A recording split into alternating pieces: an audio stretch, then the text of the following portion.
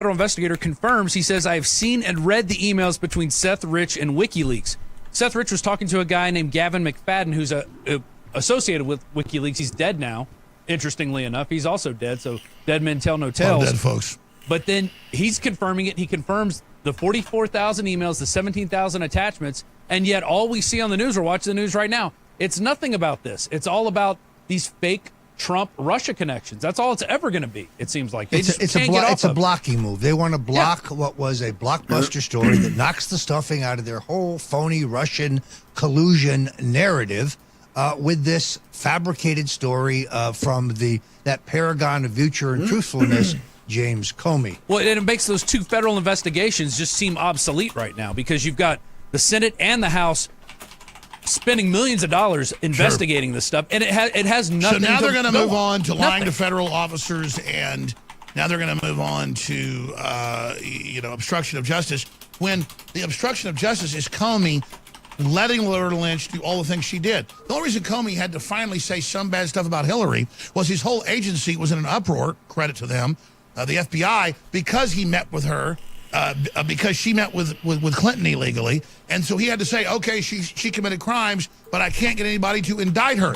So that's why this happened, because we, the people, forced it out. The listeners watching right now, you're not going to get the last 20-minute analysis of what's happening anywhere else. We've done the research. Get this video out on YouTube, Facebook, restream it on Periscope, your own YouTube channels. I don't care. Call C-SPAN with it. You've got to get aggressive right now because there's a war for the future of this country and the world happening right now. And quite frankly, the reason we have these big sources, the reason we are breaking this is most people are cowards that work in government and media.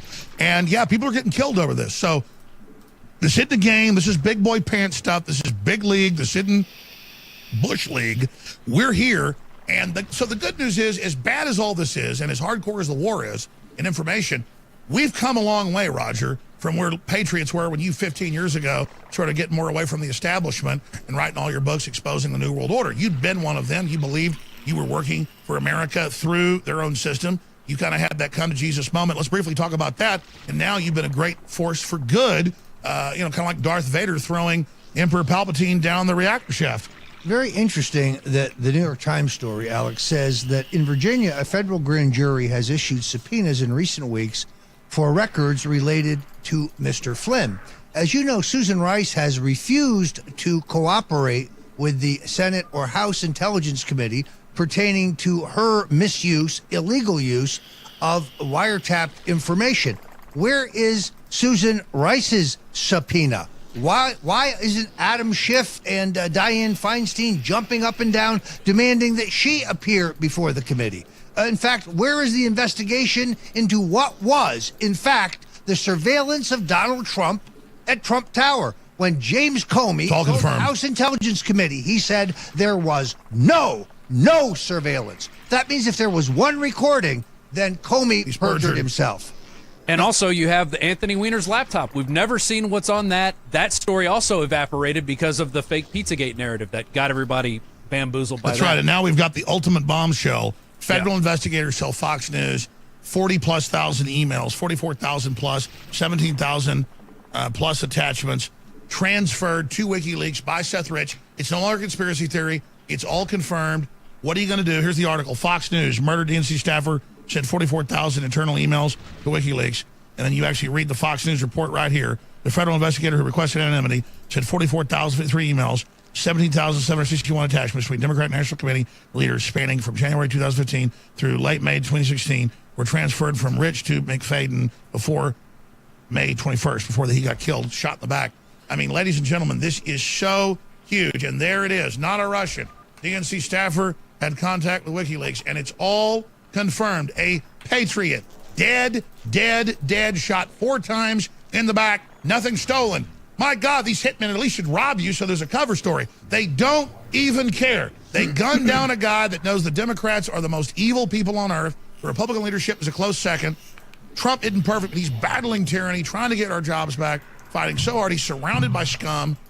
And I just, Roger, this is such just a crazy time. I think Rob Dua raised an excellent point, and that is the other shoe that will ultimately drop is the 650,000 emails that Mr. Comey brushed off on the day before the election. So to get this in some perspective, it took Comey 2 years to review 33,000 emails of Hillary Clinton, but in 2 days, they completely vetted 650,000, and they told us it was benign. My sources in the NYPD, who originally found the emails, and guess what, Mr. Comey, kept a copy when they turned over child porn, everything. This is the downfall of the Clintons. There is evidence of treason. There is evidence of self-dealing, money laundering, corruption, child sex exploitation. This is a treasure trove that could send the Clintons to prison. And they knew we had all that, so then they focused online on Reddit on some pizza place where the Democrats go. Everybody focuses on it. We look at it and go, that might be twisted. The real stuff's in New York. Then we back off of it just incredibility-wise, going, oh. Then they go, oh, you retracted because you knew it was fake. We led the way by early December saying, get off the pizza place. Pizzagate is pizza term for pedophilia, but not Alefantis and all that. We said that was a diversion by the New York Times, by the Washington Post, by CNN, diverting us onto that. It only worked on me for a few days. It still works on some of the viewers, unfortunately, but that's how they do it. Just like it comes out, Seth Rich is murdered. He's the we got to play easy. Everything's confirmed. It's not the Russians. It's a patriotic Democrat. They bring out to buy time that Trump's with the Russians giving him secrets. None of that's true. That comes out. Then they jump to the next fraud. Now they jump to, oh, he said, hey, he's resigned. I don't think he did anything wrong. I hope this gets dropped. That's totally normal. But they're going to act like, oh, my God, we just caught you. What does your gut tell you in closing, Roger Stone, where all this is going? I think it's a non-starter. I think that Mr. Comey is busted. This is his memory. Again, he's hardly now an unbiased source. This is an attempt at revenge. Clinton operative, HSBC. And in this case, if Trump has tapes, we can prove this is forged. Sorry, go ahead. And I don't think that the president would have gone out on Twitter and intimated that there were tapes unless there were. Never underestimate Donald J. Trump. Never. Let me ask you this question. It's totally illegal for him to record that. The phone call's recorded anyways. National security. As you know, Presidents Kennedy, Nixon famously, but Presidents Kennedy and Johnson also recorded their phone calls. Because folks make up, even me, I'm not like a president. People get on the phone with me, they make crap up I didn't say just to act like, Well, in the case of Nixon, the main reason that he recorded his phone calls was because he knew Henry Kissinger would come back later and take credit for all of the massive successes in foreign policy that were Nixon's idea, where Henry was merely the implementer. He put in the recording system to protect himself from Dr. Henry Kissinger, and that is a fact. I know this because the president told me that himself. And one thing, Alex, you can't underestimate the people out there that are brainwashed into believing this Russian cult fairy tale. When I put out that tweet last night with Seth Rich wasn't a Russian, he was a patriot, people were going, oh, that's how the Russians off you. That's how they made it look. People still believe. They want to believe no matter what. You could have bona fide proof that Seth Rich was not a Russian in any way, shape, or form and did it. They don't care. They want to believe the Russian narrative. Let me expand on it. In fact, maybe we can end with this in a few minutes. Go to our Facebook. It's that first video we did last night about McMaster outed, as the guy that leaked the info, where the guy runs up and yells at us, the British guy. Yes. And by the way, I love Brits, but this guy's a little panty waist. He had the handkerchief tucked in his sleeve. Did you notice that? Exactly. We're all there. We're like down some hallway at the JW Marriott. My parents are downstairs having dinner. We go do a live feed on this. We pick some hallway. Yeah. Let's back it up to the beginning. We'll play the whole thing at the end of this. And I hear, you're a traitor, and he's a traitor, and you're going to take traitors or go. And these two guys are bowed up like 80 feet away. So I march over and I go, who's a traitor? So he goes, oh, how's your wife doing? Knowing I had a divorce 3 years ago and it's been in the news. Like, well, my new wife's doing great. My new child, my kids are with me. Everything's great. All the stuff you saw in the news is a hoax. But that part didn't matter. He just says, I don't want to talk to you. You're just a piece of crap. And I had other people go, F you. But here's the good news. We're outside literally just a feet of this. Few cars drive by and go, F you, Alex Jones, F you, Roger Stone. We're showing we're having an effect. People in cars driving by in the dark know who we are. I mean, good God. So we revel in it. Go ahead. We revel in it. So then we're walking over and I hear my voice. There's a guy on a phone listening to the show while he's waiting for his rideshare. And we talked to him, took photos with him. Then we go over and the two valets come over with our cars. We weren't staying there. We eating dinner there. And they're listeners. I'm driving home. I turn the talk radio on. They're talking about Roger been on the show that day. I get home. The Statesman's written an article. The point is that we're changing history. Karl Rove said he was history's actor and making up global is BS. No, we the people are. So the good news is here, they may call us traitors all day. The fact that Roger Stone, super right-wing, anti-communist, communist Cuban, married to a, famous, Cuban exile's daughter, my family battling communist, the claim, plus the Russians aren't communists now, that we're controlled by them is an insult. I've never had Russians, except for like once in New York with sex ops or something, and I said, obviously, no, that's how they operate. I have never dealt with Russians. I've dealt with Saudi Arabians. I've dealt with Latin American groups. I've dealt with all these agencies. I've dealt with leftist groups, communist, Ford Foundation. The Russians on the Richter scale, RT's barely watched in the United States. It's big overseas. The Russians aren't running this. You, the listeners, support Infowars.com. We want lower tax.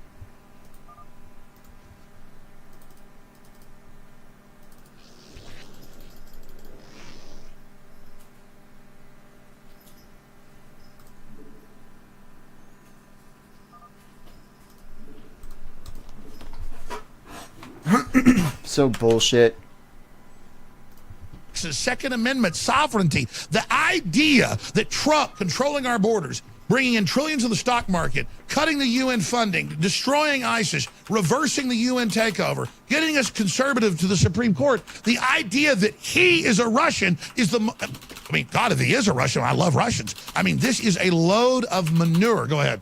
Well, and it's particularly outrageous in view of the fact that Bill Clinton actually keep talking for a minute. You take over. Sold our missile guidance technology to the Chinese, an act of treason for which he got illegal campaign contributions. Bill Clinton gave $1 billion transfer to the Russians that they used to build a bomb-proof bunker, a missile-proof bunker in the Ural Mountains, another act of treason. Yet they have the nerve to call us traitors. Well, I've been called a dirty trickster. There's one trick that's not in my bag, and that's treason. I resent it, which is why, Alex, I continue to demand to testify before the House and Senate Intelligence Committees. Well, Roger, I get the fact that you revel in them calling you a trickster, so you have fun with it. But they ran the media in the 70s and 80s. You helped invent what they call negative campaigning. That just meant countering them with the truth. I watched those ads you produced. They're milquetoast compared to today. I use the truth. They always call it a weapon, call it hateful. So I get you rebel in their definition, but I know you well. Everything, because I did my own research for an hour, so did you. We walk in here, we're on the same sheet of music because it's the truth.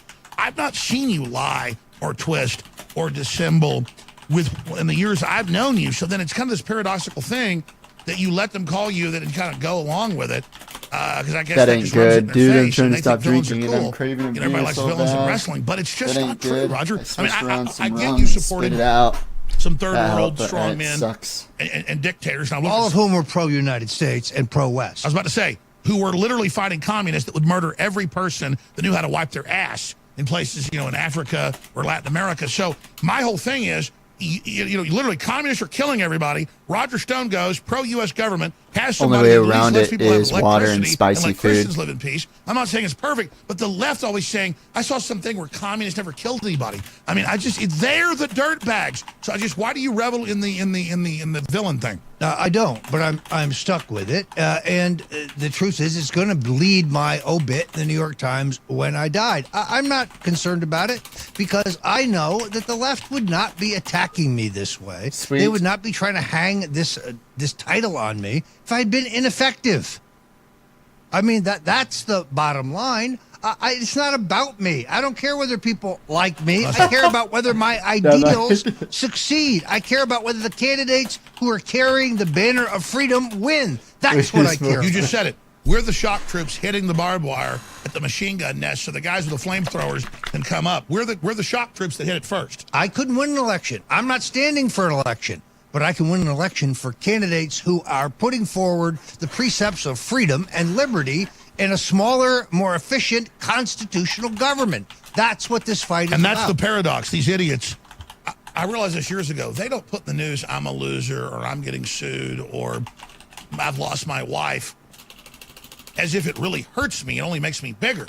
They do it so weak, little-minded people think, oh, he's a failure. Alex Jones is a failure. No. The media, when it had more respect 50 years ago, would have destroyed me with all this. They're so discredited. When they attacked Rand Paul 5 years ago, they made him get elected in a landslide. As soon as they attack us, they're so discredited, they don't get. Let me explain something to all the weak minds that comment on Twitter and Facebook and Google and say, oh, look at you, you're a loser. I've never had more listeners. I've never had more viewers. I've never had more success. I've never known cooler people. We've never had such an effect in society, in the world, than we are, because the discredited establishment is attacking us. They're discredited. They're the system falling apart. They are the bygones. They're gone. They're old. We're trying to lead into a new world for our children and grandchildren. That's what America's all about. Trailblazing. Other people may look at the man who stumbles in the arena. In fact, I meant to play this the other day. That famous Teddy Roosevelt quote about the man in the arena. If we could put it on screen. And final comments from you and we're going to go this tape. But, don't worry about the guy that sits there, the cynic, the critic up in the bleachers, who points at the strong man stumbling and failing, trying to do great things, or maybe even doing great things. And Maybe.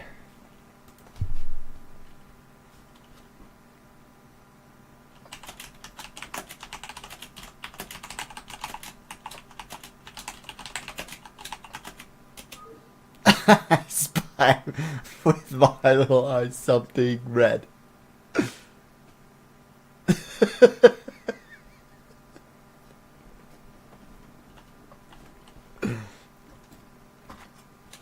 Marcus, no. And changing the world, because it is the man in the arena and the woman in the arena that actually counts. And I saw Putin. Putin's made stuff more conservative, pro-Christian, lower taxes than us, has a horrible job in Russia. He has reformed them after 80 years of globalist control so much. I'm not a Putinite. I don't sit there and have a picture of him on my wall. But the point is that compared to our leaders, he's so much more of a straight shooter. And then he fell down in a match with a bunch of guys younger than him twice. He made like 5 or 6 goals. He fell down twice playing hockey. And they said, look, he says he's a strong man, but he fell down. You think any of our politicians at 65 would get out there on a hockey rink and start winning? He fell down. He's the man in the arena. Look at how the strong man fell. You think when I fall down, it's some victory? I'm in the arena, fools. And I don't say that to my enemies like I'm pissing on them. I want you to be real men finally and not be candy asses that sit there and look at people in the arena. If they kill me, I win. If I don't get killed and live to 110, I win. I win because I'm real. I'm real because I took action. I'm real because I cared about people. I'm real because I told the truth. Get used to it. Nothing can trump it. Nothing can stop it. And they hate Trump because he's real. He believes in America. Is his vision perfect? No, none of ours are. But they know he's who he is. He represents us, and they're shitting their drawers. Sorry, Roger. Look, there is no shame in trying and failing. There's only shame in not trying and not striving and not fighting. This is true of the president. Look at the way the mainstream media cackled about the failure of the repeal of Obamacare. Obsessed with it. Redicing it weeks after. A month later it passes. And a month later it passes, meaning that all of that Sturm and Drang was for nothing. Oh, 8 goals, sorry. But they wanted to point out how the president failed. He does not lose anything in his base, in my view, by striving against the monolith that surrounds him in Washington and losing. He only loses when he fails to fight. He only loses when he gives up. And he's not a quitter, and he will never give up in his efforts to make this country great again. Isn't this the archetypal underdog, the lion against 1,000 hyenas and wolves? I mean, this is so epic what we're watching. I don't want to give my heart to Trump. I don't, but it's America. It's the striving. It's our enemies attacking him. You know a man by his enemies. The fact is, he really is doing things that are so epic, and then a bunch of weaklings say anonymously, we think he's got Alzheimer's. Just made up horse manure. I mean, it just pisses me off. Yeah, no, I think that's exactly right. I think the president's got a little bit of a shock here. In other words, all right, guys, I'll be right back. I think he thought that if he was congenial and he tried to unite the country and he was conciliatory, that the Democrats would meet him halfway and the media would meet him halfway. He did, after all, win the election, and he's the president of the United States. What he's found is that his critics are more ferocious, more vicious, less truthful than ever before. And you push Donald Trump into a corner, you will make a giant mistake. He will come back at you. He will fight. He's now, I think, clearly defined who the enemies are. and he's starting to catch on that those establishment Republicans that he brought inside the tent have not served him well. And exactly what you told me and other sources said last week. They said he's pissed. He's saying, you make your cabinets work or you're gone. I don't care. No more excuses. I want patriots in. And they're saying, oh, the White House, New York Times, they're very uncomfortable. So Trump now gets, I just wanted to cut taxes and make poor people wealthy and make all the rich even richer. I just wanted to not have one-way streets screwing us. And you people are against me. He is not even demoralized now. He's pissed. I think that's true. I think he's angry. And he's been epically disserved by many of the people that he has selected.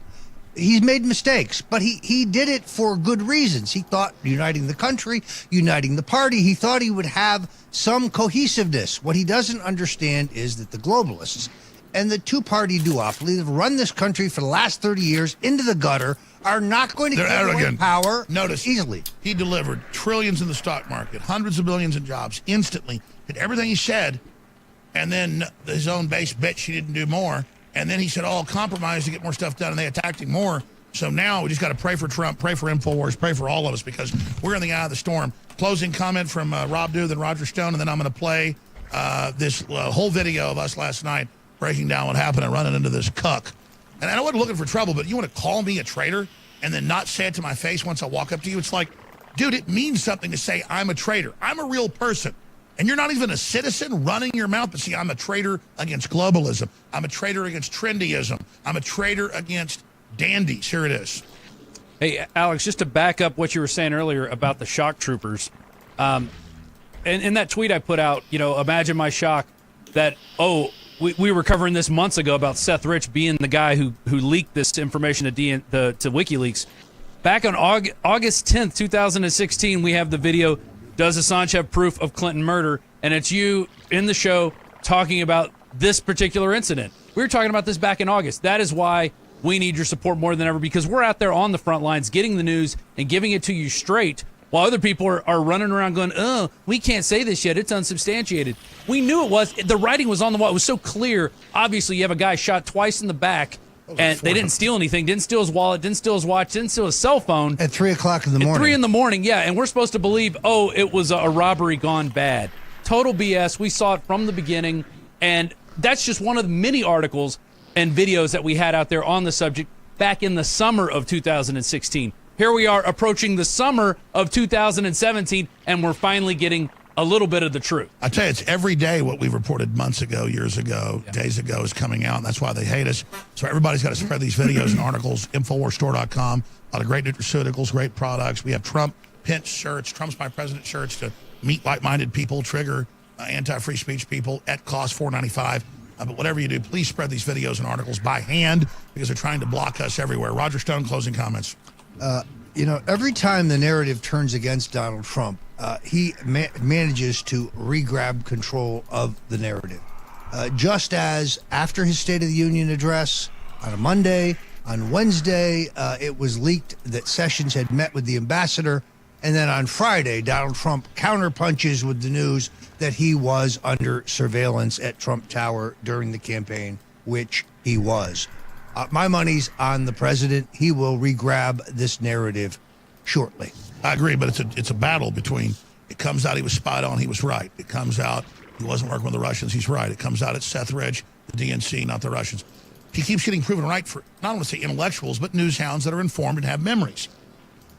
A large section of the public, unfortunately, doesn't know the three branches of government. They don't understand any of this. They just keep hearing Russian, covered up from the FBI, asked the FBI to drop this. They don't know Comey was a, Clinton poll writer. They don't know any of that stuff. And then they just see that this guy's 7 feet tall. He says, Lordy, Lordy, Lordy, Lordy, I'm a snake handler. Jesus says Trump's the devil, Lordy, Lordy. I mean, they don't know. So I just hope the police, the military, the law enforcement, and others understand, that if you sell Trump out and do this, you have really, really disgraced yourself. And the American people, too. So it's an info war. In fact, it's an info war. And we have to get the information to the American people, because they're not going to get it from the mainstream media. All right, I know you're staying later, so you can go talk to Till Love and other stuff and catch that later flight you booked. So Roger Stone, I want to thank you for joining us. A lot of special reports coming up with you. The Nightly News tonight, 7 o'clock Central. And great to have you with us more and more. Hopefully in the near future, we're going to be doing some deals where we're going to be putting down a syndicated radio show for you. So I look forward to that. And a lot of other things we're going to be working on. So we're going to go to this piece at the end of this live feed from last night at the JW Marriott. And I don't know if you can even hear it, but the guy's like 70 feet away or whatever it is. And goes, shut up, you're a traitor. And he's not even an American telling me I'm a traitor. And he's like, why are you upset and acting all trendy? It's like, dude, it's like, man, you people aren't the traitors. You're the people that are here pissing down our backs. So here is that video. We're doing Facebook mentions, and Alex and Roger Stone are coming in just a moment. I have some breaking news on this current situation with the apparent leaks with oh, here they come. Here they come. So they're coming up the hill. There's some breaking news, some information on the new Russian supposed information. Here we go. Are you guys already rolling? Yeah. You're already live right now? Rolling. How long ago did you start? Just right now. Oh, that's perfect timing. Let's go over here. This will be good right here. We can just shoot this way with that background back this way. Let's just come around here. Okay, come on in close. Let me get some audio on this. I made phone calls about an hour and a half ago to my sources, and I said, McMaster's the reported leaker almost every time. He's the one we know Trump's really, really pissed at, has been testing leaks with. And then I was making phone calls to my sources saying, wait a minute, there's only a few people in this meeting with the Russian ambassador to the United States and the Russian foreign minister, Lavrov. And the media was already saying he's a Russian agent for meeting with him, the president is, and the president's not allowed to talk to anybody, only the deep state is. All this craziness, and they might have planted listening devices. And then suddenly McMaster, who's in the meeting with the Secretary of State and one other unmentioned person, so you got Trump, the Russian ambassador, the Russian foreign minister, and then you've got the Secretary of State, you've got the head of the National Security Advisor, McMaster, and then who's this other person there that they're claiming is the leaker, when it's McMaster that over and over again has been caught doing this, and who we know is making these big leaks. And so I made phone calls saying, isn't McMaster probably the main suspect? And they said, absolutely, that's the word. So that I could Giraffe, follow. Thanks for the follow, man. Appreciate that, dude. He's here in Austin visiting. Hell yeah, man. About 45 minutes later. Sorry about the notifications that didn't go off. Is the main guy. That was my bad. I don't know what the hell happened. Roger, let's talk about what's happened. Hell yeah, dude. Thanks, man. Means a lot, man.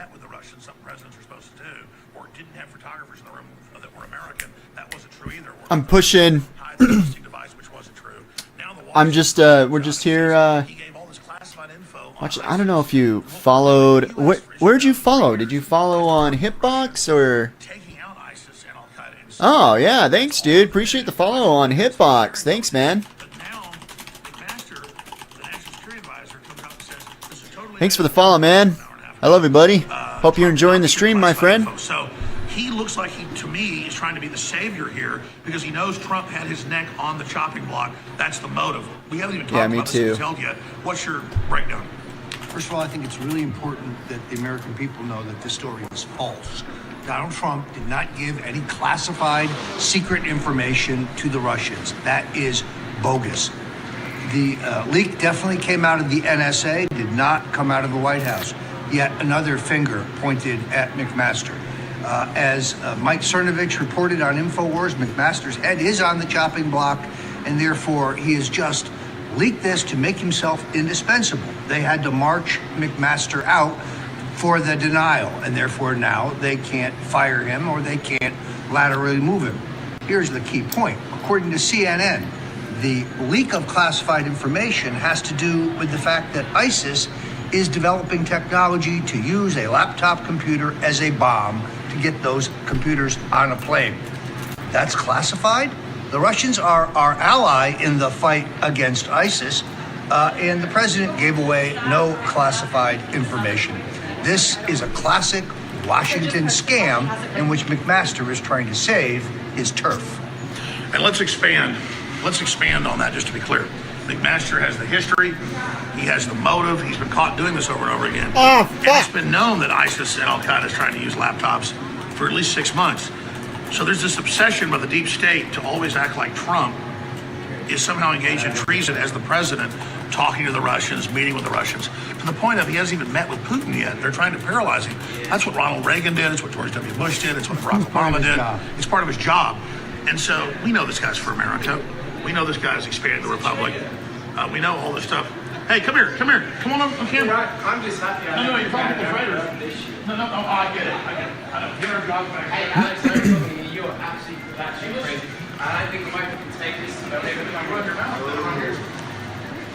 I don't need to run my mouth. Listen, you run your mouth. You guys are insane. The Stone's standing over there basically saying that the guy that you guys elected is not a traitor. You've got guys running around reading off stuff. It's insane. This is the United States of America. I grew up looking at this country thinking it was fantastic, and you've got that? What have you done? Why did you bring it here? Why did you bring the socialism? What have you done? What have you done to this Why country? did you bring the cuck mail stuff here? What have you done? Why did you bring the cuck mail stuff here? What cuck mail stuff? What are you talking about? The cuck stuff, the wimp stuff. When you come here to America, when we kicked the redcoats out 245 years ago, and you come here and run your mouth, dude. Go back to England. It's over. I don't live in England. I don't live in the Listen, UK. the point is, but you've come here to lecture us when we're on the phone with the New York Times. We're on the phone. My grandfather fought alongside Americans in North Africa, in Sicily, and Southern Italy in the Second World War. And with NSA sources, he would turn in his grave to see people like you. Both my grandfathers were World War II. Don't try it. It's absolutely German right now. Yeah. Oh, no. Now we're the Germans. See how this works? This is how the cup mail stuff works. You just want to walk by and run your mouth. I'm glad you actually had the nerve. I'm not running my mouth. I listen to you and I listen to you. You actually have a vested interest in getting your skin. Getting your skin out of this. I'm gonna tell you this. You're gonna fail. We're gonna restore the republic. We're gonna cut the tax. The only country that you guys have attacked, your president's attacked right now, is Canada through trade sanctions right now. That's the only country. After all of these 100 days in talk, is Canada for milk and for softwood lumber. $3 trillion in the stock market. 300 billion. I gotta go. 300 billion. Exactly. Yeah. Oh, you're a big man. We have the millions of dollars. You have nothing. You know, I'm not. You're attacking me. I'm just the guy on the street. You shot your mouth first. No, you called us an ex. You're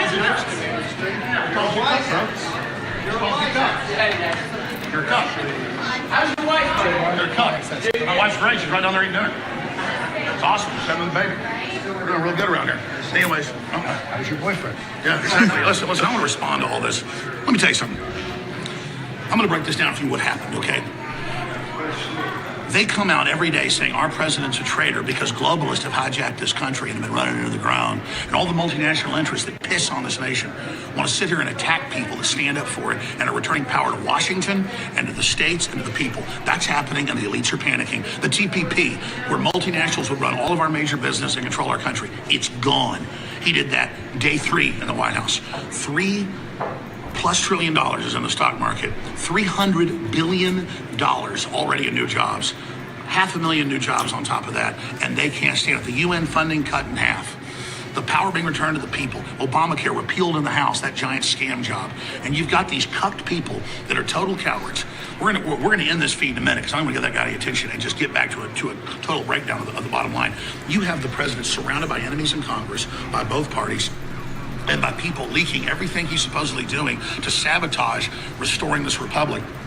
And you've got cowards literally telling us that his grandfather fought the Nazis in his little script, thinking we're the Nazi party here, when this is America, dumbass. Okay, this isn't Germany. It's Germany opening it up to Muslims. It's Germany bringing in the Islamics. It's Germany making retirees give their houses up to the Islamicists. And we're here. These guys want to walk by and shoot their mouths off and go, F. Alex Jones, Donald Trump's a traitor, when he has no evidence, no proof. It's the globalist Hillary that sold us out to multinationals.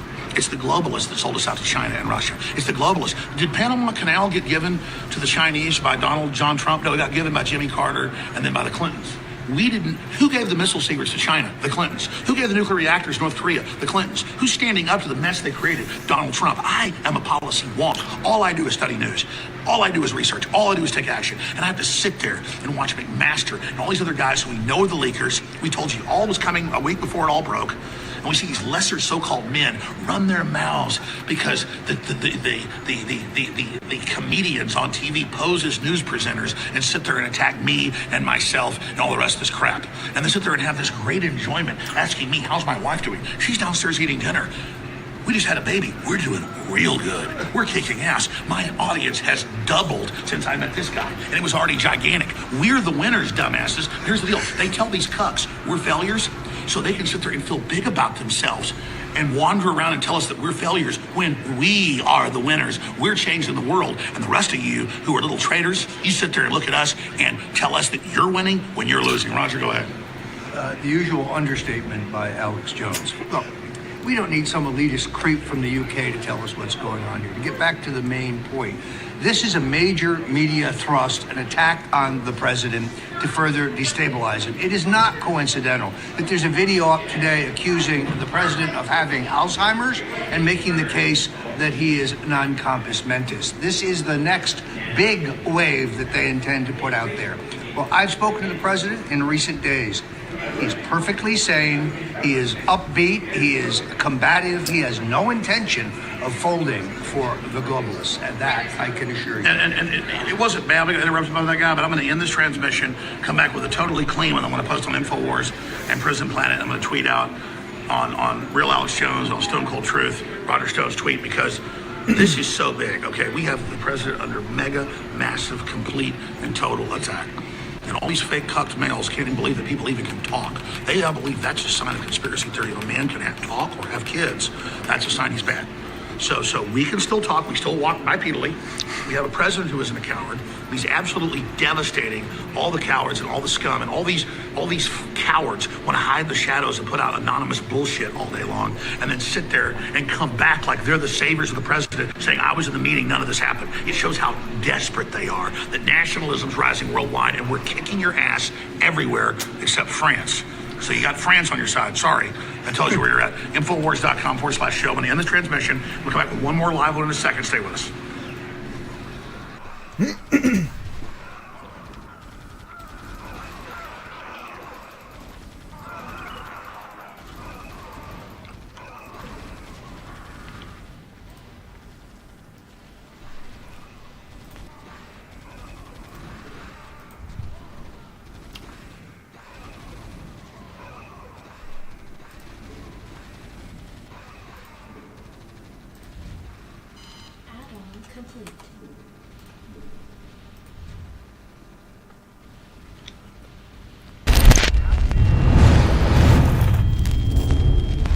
Wild horses couldn't drag me away from this broadcast. I don't know what the fuck I'm doing.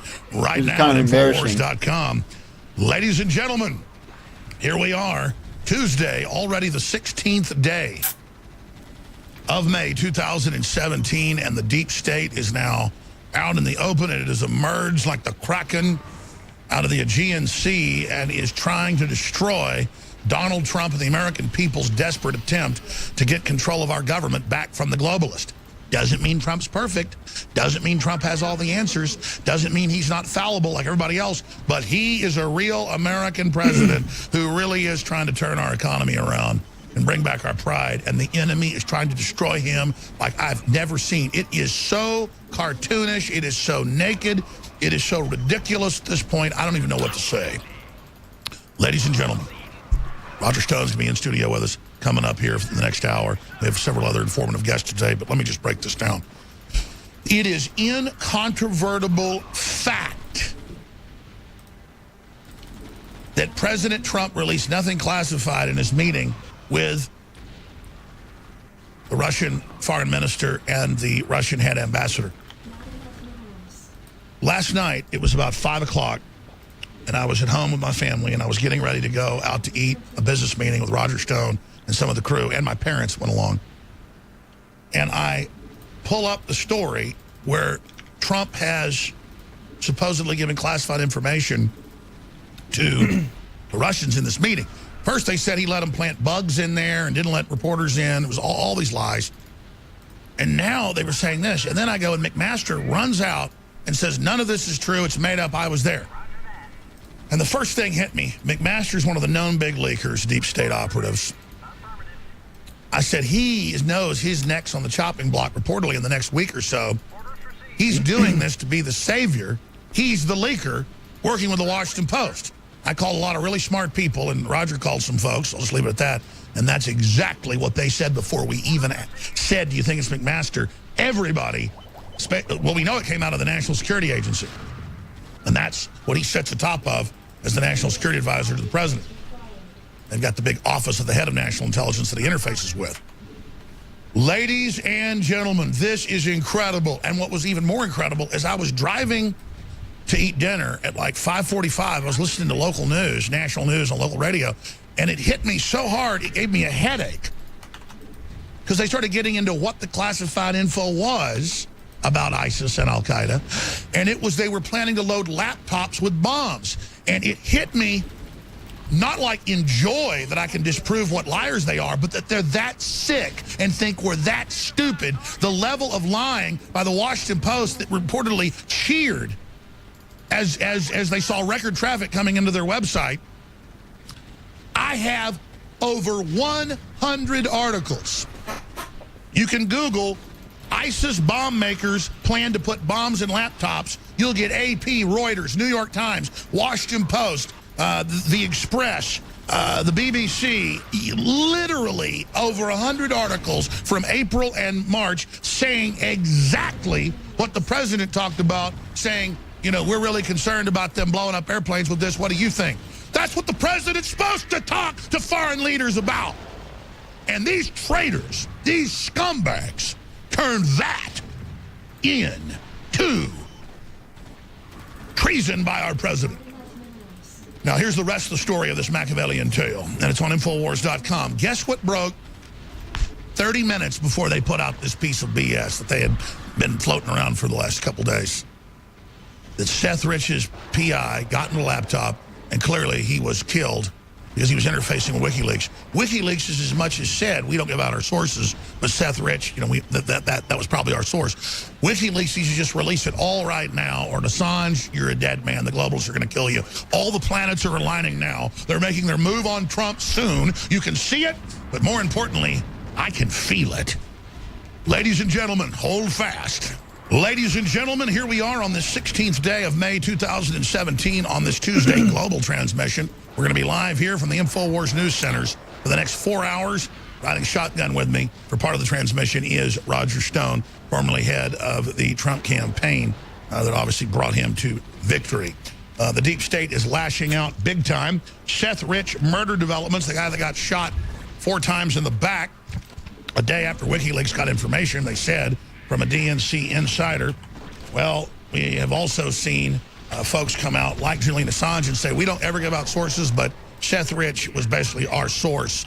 Well, absolutely, he's been killed. Obviously, you never give out sources to protect them, but he's been killed now. You've got to completely release that information and what else you have, WikiLeaks, because the planets are now aligning. Notice, within 30 minutes of this breaking on Fox television, they're in D.C., getting around the controlled corporate media, the whole Washington Post story comes out that Trump didn't just let them plant listening devices in the Oval Office, the Russians. He didn't just keep out the media and only let the Russians in. None of that was true. He had their pool reporter, our pool reporter, America's. No. He gave them classified info on Al-Qaeda and ISIS and on an ally in the Middle East that gave us intel. And then we learned what he talked about. He talked about laptop bombs that ISIS has been putting out in public releases and in recruitment videos and in bomb-making training that they've been preparing. This has been in the news April and again in March and again this year. It's been in the Washington Post. It's been in the New York Times. I have screenshots of all of it that we're going to be putting on screen for everyone. So here it is. Trump revealed highly classified information to Russia foreign minister and ambassador. And then you've got them all attacking him in the Washington Post, the New York Times, but here they are in the New York Times, and here they are with Max Boot and all other publications coming out, Adam Goldman, you name it, New York Times. On March 22nd, intelligence shows Islamic State is developing a bomb hidden in portable electronic devices. Here it is. U.S. raid in Yemen led to laptop ban on flights. That was on the news in April and in March. All Trump discussed was something that is in the news. It's like Trump saying, did you see the yellow sun, Lavrov, up in the sky today? Did you see that big old yellow sun? And they go, yes, Mr. President, we saw the yellow sun. And the news goes, my God, he just gave away the intelligence. This man is a traitor. So this is the incredible level of lies. Bonafide, completely fake, saying the sun is in the sky. But meanwhile, 30 minutes after it comes out, Seth Rich, the private eye, that was originally hired by the family, that went in and got into the laptop, saying, yes, he was in contact with WikiLeaks. The family said they thought he was killed in foul play by the Democrats, but now they've reversed that, at least Fox News is claiming, and says, oh, the family's saying it isn't true what the PI says. So this is amazing. There's the original story, Fox 5, up on Infowars.com. By the way, they're starting to take these articles down. Everybody should screenshot this. Family's private investigator. There is evidence Seth Rich had contact with WikiLeaks prior to the death.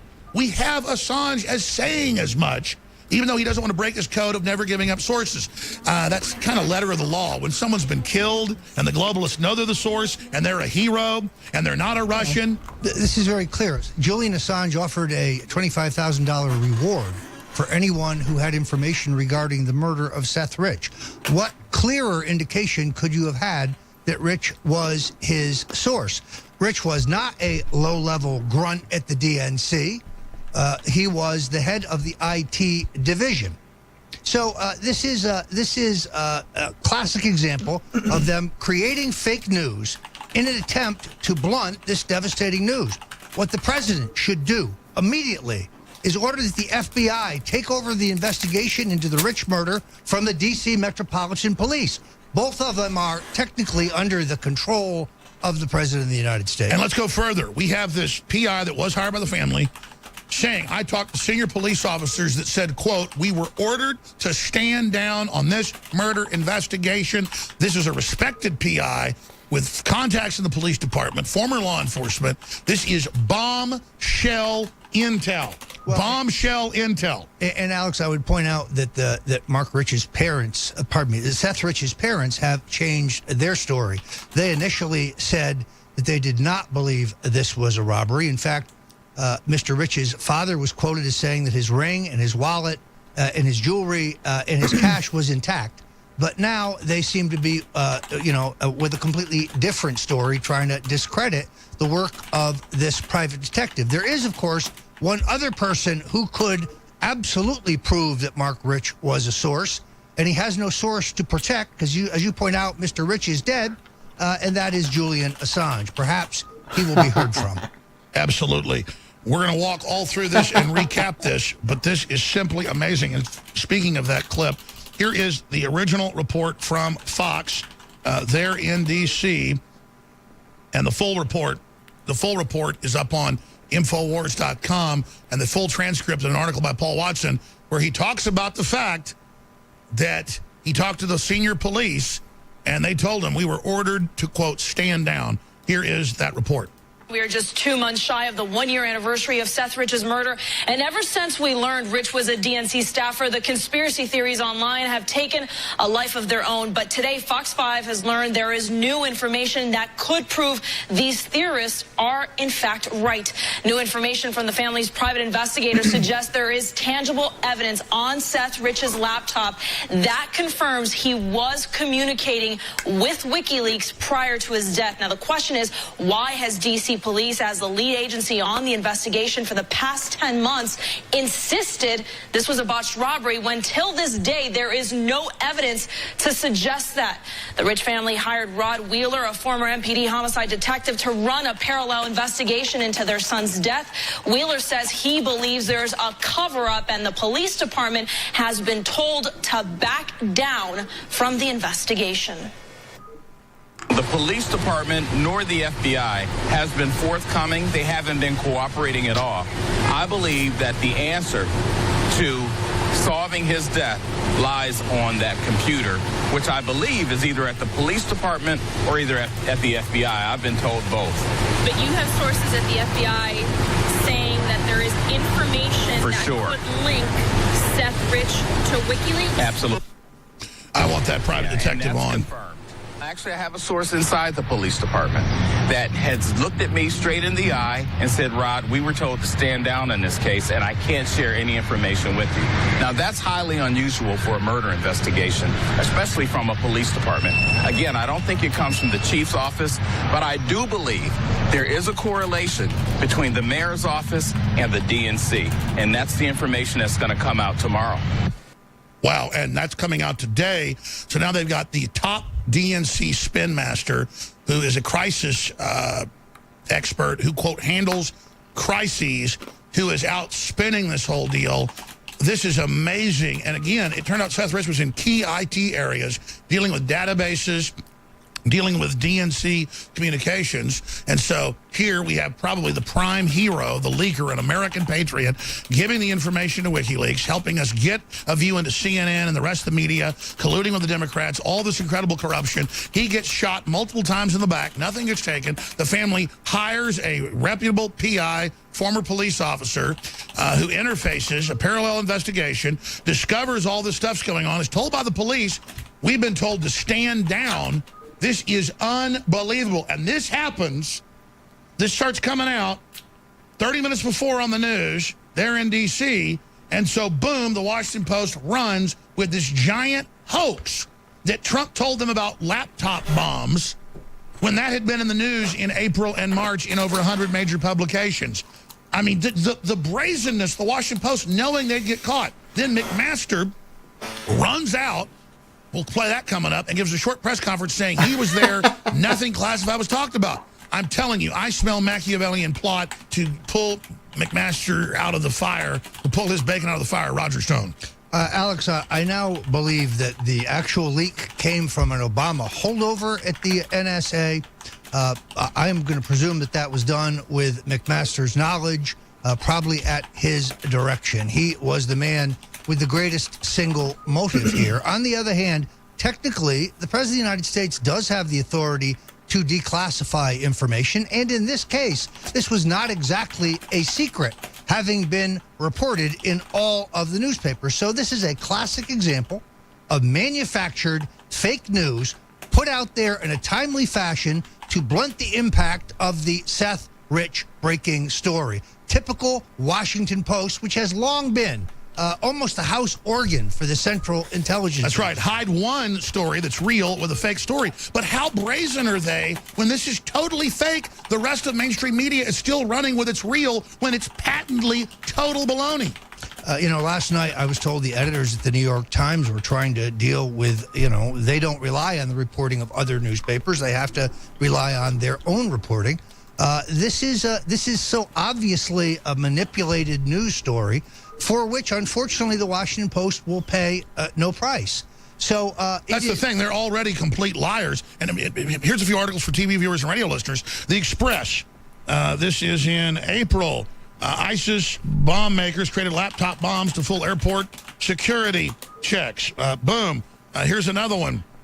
ISIS can make laptop bombs that evade airport security. How they learned about it? From the intelligence of the raids that Trump ordered. That was in the news. He's the president. They decided to release that info so the airports know he's the president. Exactly. He has power outside the other two branches. He can do what he wants. There's this idea to paralyze him, Roger, that he can't ever visit with the Russians. He can't ever meet with anybody because every time he does, they claim he's behind the scenes selling us out when he's doing the opposite. Well, and in fact, the focus here is exactly the opposite of what it should be. The president should order the FBI to find the leakers. That's the crime. That's the only crime. Absolutely. Well, how dare Trump say the sun was in the sky this morning? He's not allowed to say that. That's classified.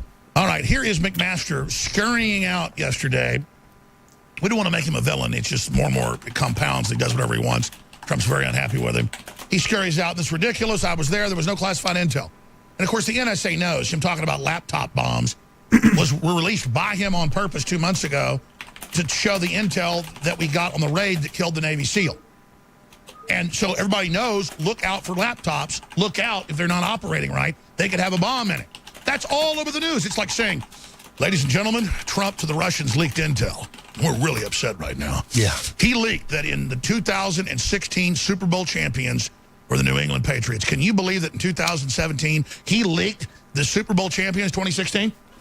It's so obviously manufactured. But wait a minute, he leaked that they won the Super Bowl 4 months ago. This is treason, bro. Yeah, it's like an Alice in Wonderland world there in Washington, where the newspaper of record in the nation's capital is really just talking points against Donald Trump. You say it all the time. The Washington Post is worse than the Onion. It really is, and it is less credible than the Onion. All right, I'm going to plug here, but when we come back, we're going to get to all of the breakdown, your prediction, what happened last night. We got confronted. So much more coming up today with Roger Stone. We're talking about the next shoe to drop. They're clearly going after trying to destroy Trump. Why? What do we do to stop it? But first, as I mentioned it, here is the head of the National Security Advisor to the President, McMaster. Hey, good evening, everybody. I just have a brief statement for the record. There's nothing that the president takes more seriously than the security of the American people. The story that came out tonight, as reported, is false. The president and the foreign minister reviewed a range of common threats to our two countries, including threats to civil aviation. At no time were intelligence sources or methods discussed. And the president did not disclose any military operations that were not already publicly known. Two other senior officials who were present, including the Secretary of State, remember the meeting the same way and have said so. Their on-the-record account should outweigh. Why the fuck does it keep on coming back? And I was in the room. It didn't happen. Oh, he's the savior of the president. Thank God he's there. They all know they're putting out this story that's totally and completely idiotic and made up. But they already said the Russians were planting bugs in the room. There were no other photographers because he was secretly in there, you know, performing fellatio on them. I mean, this is the biggest load of manure. But like you said, the Washington Post won't get in trouble now. Well, and it's got two purposes. One, it helps save McMaster's job because he is clearly has his head on the chopping block. So now it's very difficult for the president to get rid of him. But it also helps the national narrative that they're putting out there to discredit the president, that he is, you know, that he's unstable. Yesterday, as you know, Alex, there was a video that alleges the president has Alzheimer's. I predict to you this is the next false narrative of the deep state and their allies in the mainstream media. When he has super stamina and works 18 hours a day, we're going to play that clip coming up, actually, a little bit later in this hour. All right, Roger, we're going to break it all down in the next segment. A bunch of clips, your predictions, where this is all going straight ahead. Before we get any further, we have been developing this product for several years with Dr. Group. It's called Z-Shield because heavy metals, toxins in the environment are one of the biggest things facing our cells, facing our health. And we have a lot of great products like X2 that helps pull garbage out of the body, obviously purifying your water. That's very, very important. We have the Parasite Cleanse, a lot of other products at InfoWarsLife.com. But Z-Shield is rolling out today toxic metal and chemical defense support. And it's extremely concentrated with a bunch of known ingredients like zeolites and shilajit, as well as organic lavage root, organic cleaver's herb, tamarind fruit, organic orange peel, organic cilantro, organic milk thistle, fulvic and humic acid to help you upload it better. And again, zeolites concentrate. Ladies and gentlemen, this is something that I take a couple times a week. Some people take it more. It is just absolutely the common sense thing to do. It is the strongest product out there from our research. There are other similar products out there. There's a lot of other, systems in the herbs and in the supplements that do similar things. There's a lot of things medically out there you can look into, a lot of chelators and things. This is a well-known field, but this is a supplement. Still consult your physician before you use it, but these are well-known, documented things that have been really associated with detoxifying the body. The new product is available exclusively at InfoWarsLife.com, and your purchase also supports this broadcast that is in the eye of the storm, taking on the New World Order toe-to-toe and having a big effect. We're hitting major damages on the globalists. We're causing them a lot of trouble, but we're taking enemy fire as well. So be sure and check out our newest product at InfoWarsLife.com. It's Z-Shield, toxic metal and chemical defense support at InfoWarsLife.com or 888-253-3139. We'll be back on the other side. Stay with us. Other points that need to be gotten into here. I mean, look, they hired this top Democrat crisis manager to, quote, take over statements for the family in Seth Rich's death. We have other folks, friends of D.C. linked lawyer that was suing over it being stolen from Bernie. Sean Lucas freaked out by his death. We've got a bunch of other deaths going on. I mean, this smells. Yeah, you have Alex, the deaths of Seth Rich, John Ash, and Sean Lucas in short order, all of them connected to the heist of the Democratic national nomination by Hillary with the inside mole assistance of Deputy Wasserman Schultz. So, and when you raise this publicly, these are 3 deaths, you're immediately smeared as a conspiracy theorist. Well, if it were 1 death, perhaps you'd say, all right, a coincidence. 3 deaths? Really? I don't think it's unreasonable to scratch your head and say, Why are 3 insiders with intimate knowledge of the machinations of the DNC that stole this nomination from Hillary now pushing up daisies? That's entirely... I'll tell you this, Assange has got giant eggs, because if you look at this, he knows it's hurting Hillary. She's degenerating under the stress daily. Whatever's in these emails has got her scared to death. You can see it. She looks like a cornered, hairless rat. They're totally freaking out, and Assange is just pushing and playing chicken with these folks. That was August 13th of 2016, about a month after the DNC. And, of course, Seth Rich had been executed. And now here we are a year later, or close to it, and you notice that it's all coming out. If you just joined us, we have a former NYPD detective as a private investigator hired by the family, saying he's talked to the police and others and the FBI. They've been told stand down at the local D.C. Police Department, and the word is on that laptop is Seth Rich in communication with Julian Assange. He was not robbed. He was executed, shot repeatedly in the back. Now, 30 minutes after that broke on local D.C. news, I got to hand it to them. They had a lot of courage. The spin machine went into high gear, and we're told then that Trump didn't just help plant listening devices with the Russians in the Oval Office. He didn't just, cause the Bolshevik Revolution in 1917 in a time machine. He didn't just not let any press in, which wasn't true either. No, ladies and gentlemen, none of that happened. But they don't care. The Washington Post comes out. They cheer their big lie. They cheer this record traffic they're reportedly getting. That's in the news. In their newsroom. Yay! We lied about him. We don't care. And it turns out Trump was talking about the raids that the Navy SEALs and others carried out that got them intel from the laptops that they were planning to put bombs on them. That they were planning, ISIS and Al-Qaeda, to use laptops as bombs. And it turns out that's been all over the news for a very, very, very long time. So think about that. It's been on the news since April and March of this year. But they come out and say Trump revealed highly classified information to Russian foreign minister and ambassador. And then the media is now debating whether it's real or not, when there's no debating that Trump talked to them about, hey, did you see the intel we got about, the laptop bombs? That helps Russia as well, doesn't it? Because Trump was proud of it back at the time. You want people to know about the new threats so something can be done about it. The president can declassify whatever he wants, but it was declassified back after it happened, talking about the Navy SEAL losing his life to get the valuable intel. This is incredible that they would lie so obviously, so ridiculously. There's NBC News. I guess they're traitors too. ISIS could plant bombs in planes, driving new rules, officials. And that, again, ladies and gentlemen, the date on that is April and March, both of those. You can go through and check that, hidden in laptop batteries. And, of course, that was the January 29th raid, and it came out in April. NBC News, ABC News, CBS News. That was in March, that particular article.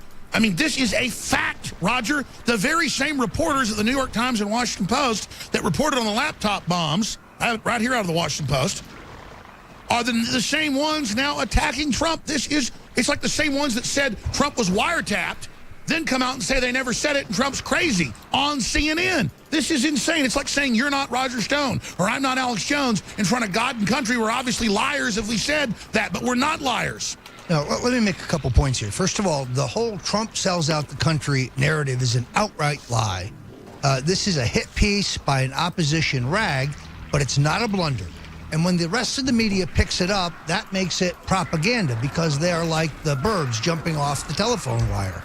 There's no equivalency between sharing information and divulging secrets. In fact, if anyone checks the law, there's no such thing as a classified information when it comes to the president. He has the absolute right to divulge anything. Obama did it routinely. So you can see that this is a manufactured story. It's a hysteria. It is. And frankly, the Russians are doing a better job at beating ISIS than we are.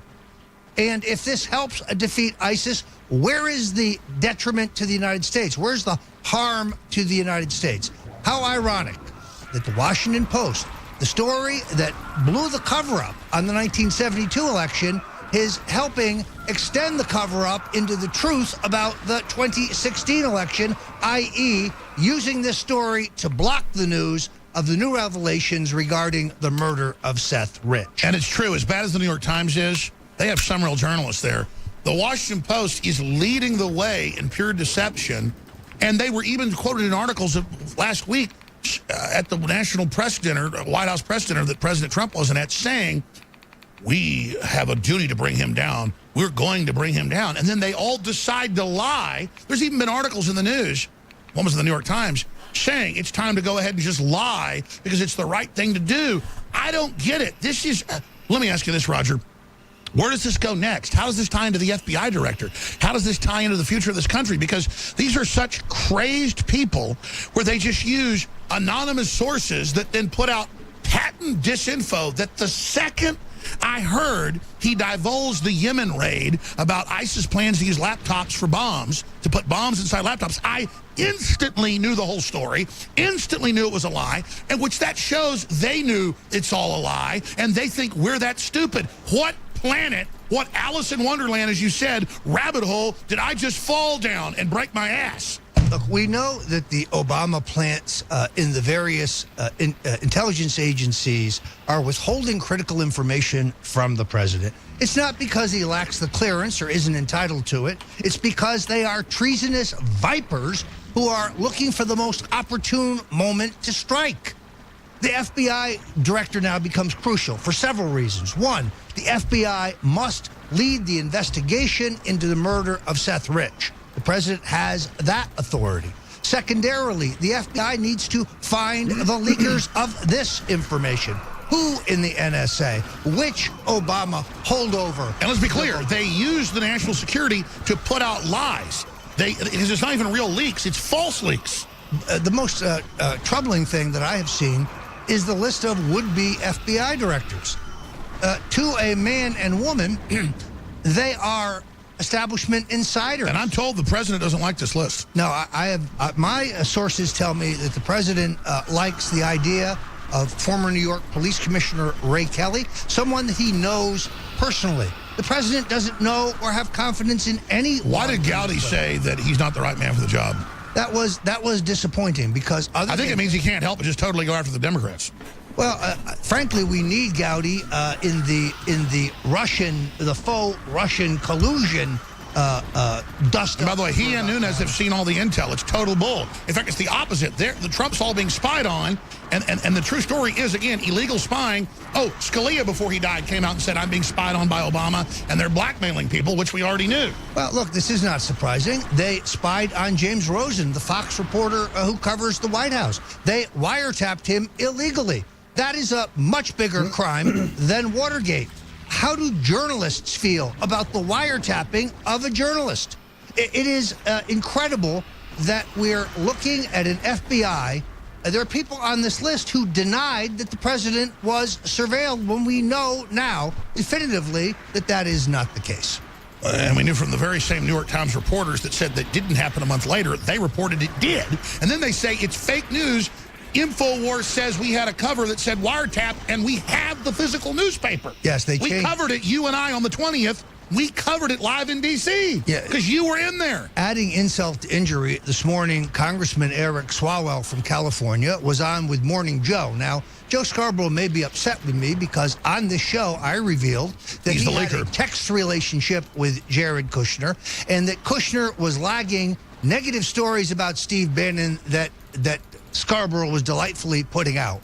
I have confirmed that on both ends of the transmission. So they put Swalwell on this morning to repeat yet again the lie that Roger Stone knew in advance about the release of information regarding Hillary Clinton. This is very much like this story, Alex. Yeah, I knew it. WikiLeaks posted it on their Twitter feed on July 31st. It's the same crap. It's the same crap. So I am anxious to confront Mr. Swalwell. This guy is a mannequin he's a one-trick pony, and that trick seems to be lying about me over and over again. I'm still hopeful, Alex, that I will be allowed to testify. Let me just raise this. How bombshell is it that you've got a respected former NYPD detective who's a investigator hired by the family He says, yeah, I've talked to the police. They've been told to stand down. Yes, he was in contact with Assange. We have Assange basically in a bunch of clips saying, we never give up sources, but he probably could have been our source. We're just going to stop right there. Well, I think Assange needs to come out now for his safety, everybody's. It's not giving up a source if the person's been killed and shot in the back. I understand technically he can say we never give it up, but that becomes almost like Asperger's disorder or something, where someone just refuses to go with the actual spirit of the law, the spirit of the agreement. I mean, if I was the source for a big story and then I get killed, please release that I was the source. Obviously, you are released from your agreement not to release the source if the source is a hero killed in the service to the Republic and not a Russian, you notice. Well, and also, why has the New York Times never reported that the British diplomat Craig Murray has said repeatedly that he's met with the U.S. intelligence agency leaker and that it is not a Russian. And he also went so far as to imply that it was Seth Rich, who he met in a parking lot near American University. Yes. So we believe that some of these documents... Seth Rich was a good Democrat that read all this evil about let's keep people poor, in the dark, let's have race war, let's steal more Haitian money, hey, we got kids ready for you in the hot tub. No, the most important thing Seth Rich knew was that they stopped the vote count in Iowa. They stole it from Sanders. If they had not stopped the vote count, Bernie Sanders would have won the Iowa caucuses and Hillary Clinton would have been toast as far as they stopped. They said the vote the day before California didn't count, and that donors had met with Hillary and they decided it was her. So it is. This is a guy who acted on the basis of conscience, who saw the Democratic Party that he believed in being hijacked by the Clintons and Deborah Wasserman Schultz. Incidentally, a number of local Republicans in Fort Lauderdale are urging me to challenge Deborah Wasserman Schultz. I'm not really candidate material, but if it served the purpose of exposing her and her role in undermining the progressives in the party. Yeah, if you were the weapon to just expose her and they get a patriot elected, that'd be great. I would have to think about it. I'd have to think or maybe just win for real, be the kamikaze. Well, it's a terrible district. It was kind of custom drawn for her. She is a terror. She's a horrific person. I might just think about it. All right, let's talk about what's coming up. A little bit in the next hour, then we're going to go tape a big special piece for the Nightly News this evening. We appreciate Roger being here. We're working so hard. We appreciate all of you and your support. But let's go over some more of these clips. In fact, since we mentioned Assange, Julian Assange on Seth Rich, here's just one of the many places, like Hannity, you name it, where he basically said, look, I don't want to say he's our source, but he very well could be the source. And the word is, Seth Rich was the source, and now you have a detective saying that, and people dying, and the family that hired him now backing off. Because let me tell you, I've talked to people that met with the widow of folks that, Michael Hastings, people whose cars blow up as they drive down the road. And at first, they're at the funeral saying, oh, yeah, they killed him. I'm going to go public. Or, there was foul play. They're going to pay. And then she goes on Piers Morgan and says, oh, no, it was no big deal. Totally natural causes. And she was a top person as a support aide on the National Security Council. So from the intel we've got, she's a high-level spook. So was he. He found out stuff so bad he had a conscience. Michael Hastings, he went public, and then his car blew up and shot the engine 100 yards down the road, something that's impossible unless there's a bomb. And he called people that I know and said, I'm being chased. They're trying to kill me. It's Homeland Security. Obama has a special unit of hitmen, get the data out. But the data didn't get out. So that's what happens with these families. And I think that may have happened here. We'll get Roger's take on that, but here's Julian Assange. In the American political lexicon, there's such a thing as the October surprise. The stuff that you're sitting on, is an October surprise in there? Do you even know what you're sitting on? WikiLeaks never sits on material. Our whistleblowers go to significant efforts to get us material and often very significant risks.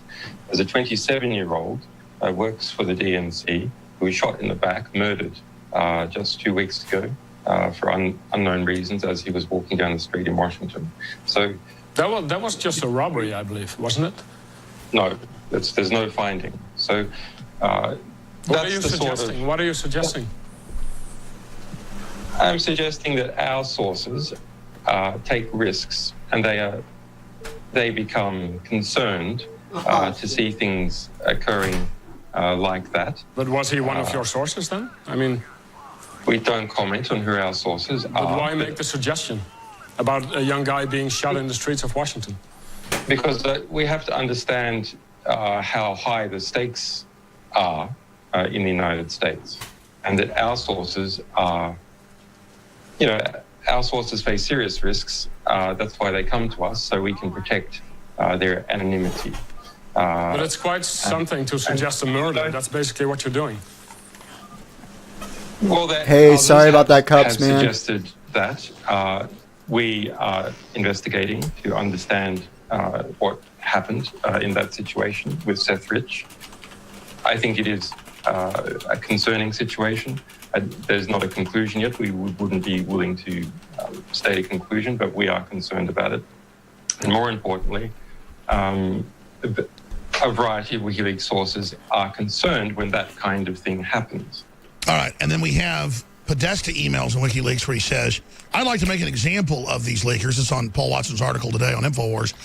Whether they're guilty or not, I don't even care. Let's just start making examples now, and then you see what happens to Rich. But we always play that clip, and then that's okay. But I saw it on Hannity, or one of the clips where he said, I'm saying he could be our source. Assange said he could be our source. He offered a $25,000 reward. Why would you offer a reward for someone who was not your source? But now we have the detective saying the police said there's a cover-up. The point is they're asking us to ignore logic. In other words, the guy who's the head of the department from whom the documents leak is murdered, and we're supposed to expect that there's nothing suspicious about that. That's right. There's Podesta. I'm definitely for making an example of suspected leaker, whether or not we have any real basis for it. That's right, just make an example, even if he's not the one. All right, we got some big news here we're going to break down here in just a moment. We have a new product. This is the 36th product we have developed in the last 4.5 years for InfoWarsLife.com. It's Z-Shield. Concentrated zeolites, shilajit, and a bunch of other key herbs to a very thick, powerful oil. This isn't, filler with alcohol. This is just pure oils and pure compounds from Mother Nature and some acids that help uptake. It's amazing for heavy metal and toxin removal out of the body. This is something similar to what they have in clinics in Europe. But research it for yourself. The organic lavage root, organic cleavers, tamarind fruit, organic orange peel, organic cilantro, organic milk thistle seed, fulvic and humic acid, shilajit and zeolite concentrates. The new product, Z-Shield, available at InfoWarsLife.com or 888-253-3139. By the way, we're selling, because they're popular again, at cost, Donald Trump's My President, navy blue, election-style shirts to trigger folks and to spread the word and to meet like-minded people and to stand up to these bullies. When these 3 new shirts are sold out, they're limited edition, that's it. We had the Trump is My President red shirt that was so popular. That's gone. That's history. We now have the navy blue with Infowars.com on the shoulder. Trump pins 2020. We have Trump is My President. We have 3 different shirts, and when they're gone, they're gone. They're $4.95. That is cost at InfoWarsStore.com or 888-253-3139. And absolutely a part of history and support the InfoWar. Really, it's supporting free speech because this is a lost leader. These T-shirts are going to end up in the Smithsonian Institute. There's no doubt about it. Just like the iconic Clinton rape T-shirt, these are going to be collector's items. Years from now, you will have this to pass on to your grandchildren and say, you were in the revolution. Whether we won or lost. Now, I want to bring that up a little bit in the next hour. How do we win? What's the next shoe to drop? Clearly, we're in a civil war already, an information war. They're discredited, but they're so hubris-filled they don't care. You've got this weird club that these guys are in that you're going to be talking about Brennan and others and McMaster. But before we go there, you've got the Washington Post and others saying in the news at the White House Correspondents' Dinner without the president there, our job is to destroy the president and bring him down. We're going to do it. We don't care. And then they put out a fake story that he's got putting listening devices in, and that's not true. So then he's leaking classified info, and that's not true. It's laptop info that's been in the news for months that Trump's allowed to release. He's the president. All this is going on. They're chomping at the bit. You've got Schumer saying, President better watch it. We got 6 ways to Sunday the intelligence community to get back at you. Yeah, we see. You're the hijackers. You're the foreign globalists. You're the people trying to bring our country down, telling us our American president is the problem. Here's Chucky Schumer. So what do we do about these traitors? Here's Schumer. On the intelligence community, they have 6 ways from Sunday at getting back at you. So even for a practical, supposedly hard-nosed businessman, he's being really dumb to do this. What do you think? So what does Trump do about the flying monkeys? That was an admission that the intelligence agencies are not under civilian control. I mean, they're rogue flying monkeys. Chuck just kind of in this smarmy kind of way, just spit it right out there. Yeah, so we got a bunch of scum threatening us. They believe they own us. They want our guns. They want our kids. They're going to teach our 5-year-olds, how to give blowjobs. That's what, they want to destroy the country. What do we do with a bunch of brazen, crazy megalomaniacs like Chucky Schumer, a flying monkey, that came flying out of Barack Obama's butt? First of all, you need a reinvigorated, non-political FBI that can ferret out actual crimes, including these leaks. That's why the selection of the FBI director is going to be a crucial question. The other thing, Alex, that is related to this, the upcoming release of the John F. Kennedy assassination document. That's an example. The president has his own branch of government. And they've got him where he wants to meet with Putin. Sorry. But shouldn't he just meet with Putin and call this out now? Look. Shouldn't Putin just fly here right now? Putin, look, Trump wants peace with Russia. Peace is accomplished through increased trust. Trust is accomplished through cooperation. And they won't let us cooperate. Here's the deal. The globalists are the enemy. They're the ones screwing us over, not the Russians. The enemy is Michael Moore, Chucky Schumer, and all the other flying monkeys. Flying monkey control freaks. We'll be right back, Roger. 70 seconds with Roger Stone, Stone Zone, StoneColdTruth.com. You're listening to The Alex Jones Show. I'm Alex Jones, your host. Here is, months ago, Chucky Schumer threatening President-elect Donald Trump. You better do whatever we say, buddy, or we'll smack you upside the head. Because without the intelligence community, we wouldn't have the made-up Russian narrative. And now the Washington Post, they're hiding devices. I mean, I'm expecting they're going to claim that Trump's actually, wearing a Russian bug, down his throat or something. That's all made-up baloney. And they never get in trouble. There's no consequences to any of this lying. Here's Chucky Schumer. You take on the intelligence community, they have 6 ways from Sunday at getting back at you. I'll get you. So, even for a practical, supposedly hard-nosed businessman, he's being really dumb to do this. What do you think the intelligence community would do if they were motivated? I don't know, but I don't know. Ask Jack Kennedy what they would do. They are very upset with how he has treated them and talked about them.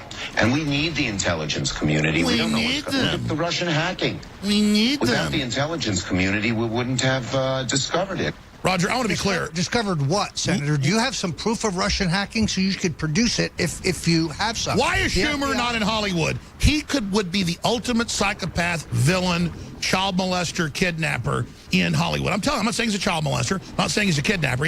But he could play one. He literally comes off as like, he could play. He could go back to the 1930s Wizard of Oz. I'll get you and your little dog. I'll get your Constitution, my pretty. No, go get them all. Take their children, destroy their economy, and get their guns. And that little president thinks he'll show them the way. Go to the Emerald City and burn it all down. Chucky Schumer, I'm so scared of you, Chucky. That's pretty good. Chuck Schumer is one of the most odious individuals in the world. He has an inherent interest in knowing who the U.S. attorney is for New York, for the New York district. We have an elite that just wants to piss on America because we're the alpha. Why don't the elite just get out of the way and end this? We can end this destructive conflict and bring order to the galaxy. Chuck Schumer, the most dangerous place in Washington, Alex, is between Chuck Schumer and a television camera. I want to raise this question, though. Why is it that General Mattis, General McMaster, John Brennan, formerly of the CIA, Michael Hayden, former of the CIA, and James Clapper, why do these guys all have shaved heads? Because that's part of being a leather daddy. Is it some secret club or something that they're in? I mean, it is just, it defies, the odds of coincidence that every one of these guys have the same kind of look. There it is. Extraordinary. By the way, his smirk at the end of this kind of gives the whole thing away. It looks like he could suck a golf ball through a garden hose. Look at the way he smirks when it's over, thinking, wow, we pulled this off. Now my job might be safe for another couple weeks. Sorry. I mean, look, he is Look at that. Temperamentally not fit for this job, sadly. I got to do that a little bit too much.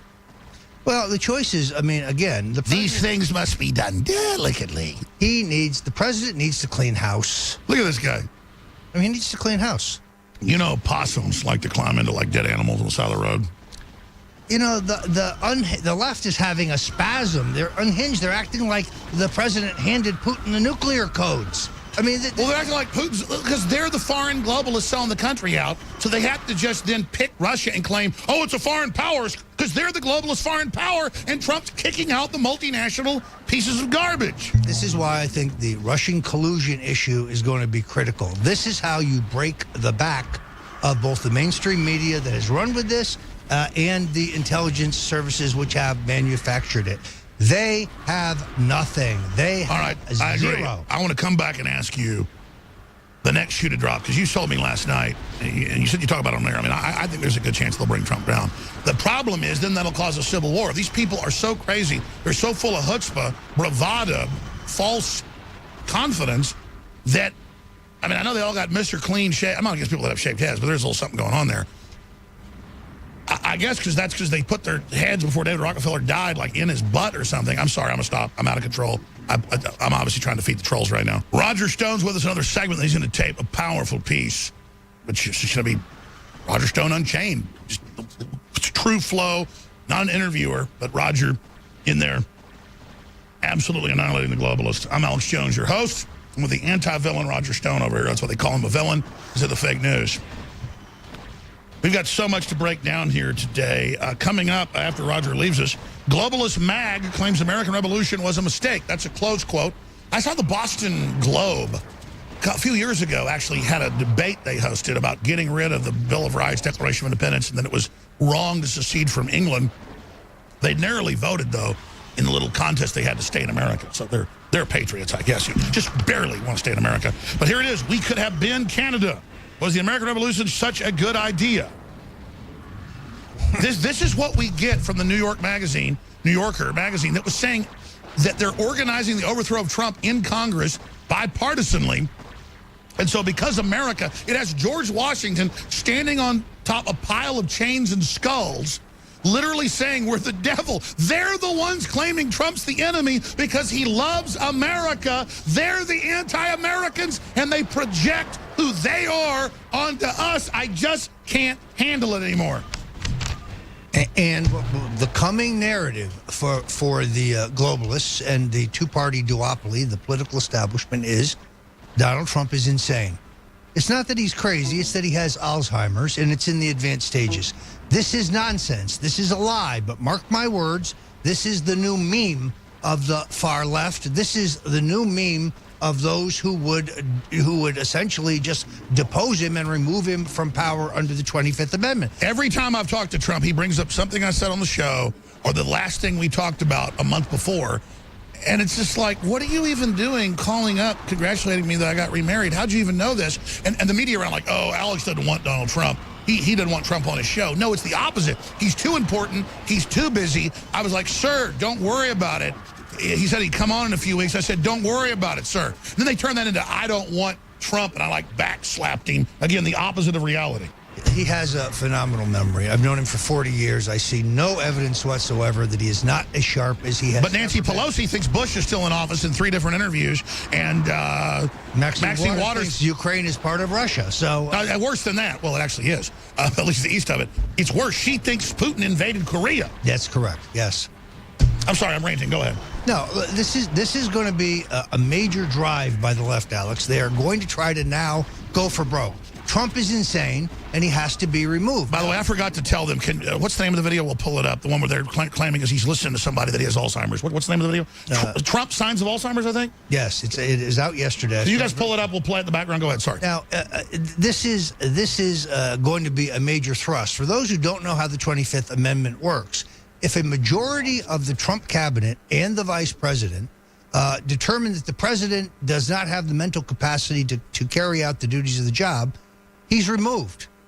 Now, if he seeks to fight it, it goes to the U.S. House of Representatives for a vote, where Paul Ryan would stab him right in the by the way, Paul Ryan came out yesterday and said he wants answers and backed it up that Trump's a Russian agent. I am so sick of this Russian stuff. We're restoring the republic. We put $3 trillion in the stock market. You did, listeners. $300 billion in new jobs, securing the borders, returning the republic, rebuilding the military, cutting the UN funding, getting a conservative to the Supreme Court. If that's Russian, then I want to be under Russian rule. But it's not. It's people saying we don't want to be America, merge with world government, become socialist. Oh, but Trump's anti-American. No, they're anti-American. They're the plague. Sorry.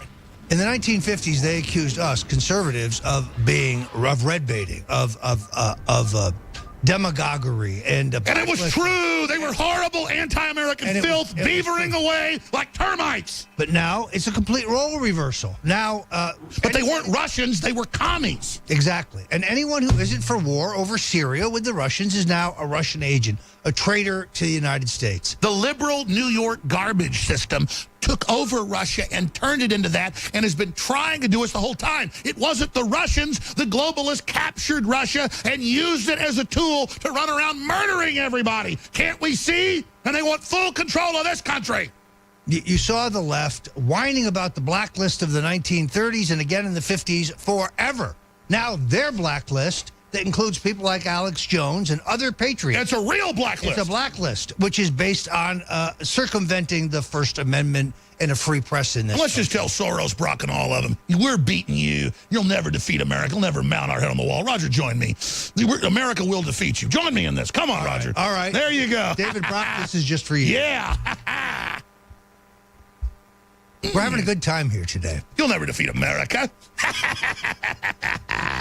Sorry. But this idea that the American Revolution... No, you will. Sorry. The idea that the American Revolution was a mistake, Alex, this is so elitist. This red-blooded freedom we got, everybody wants, that's not a mistake. You're a mistake. The highest standard of living. Best part of you ran down the ass crack of your mother, Brock.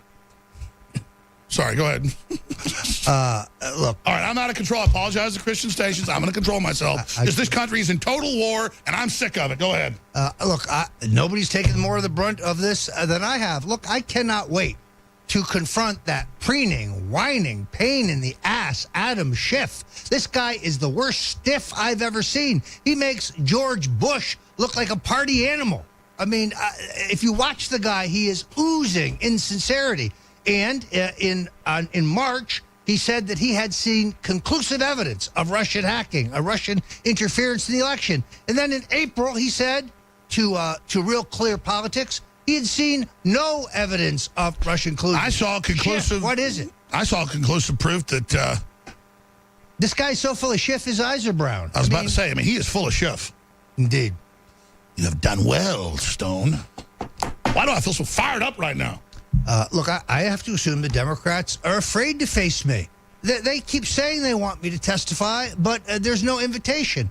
And I've made it clear I don't need a subpoena. Alex doesn't need a subpoena. They've accused him of being a Russian agent. When do we get our day in the court of public? Can you imagine, like, the Russians trying to tell me what to do? Well, or that they're financing all of these bots when it's David Brock and the Soros flying monkeys who have the bots out spewing hate, spewing dissension, spewing revolution against the American government and the U.S. Constitution. That's where we are. I totally agree with you. Here's a breakdown of us last night. McMaster exposed as White House leaker. Here's a clip from our live feed about an hour after it came out with Roger and I. Here it is. So now they come out, and today the Washington Post and say anonymous source.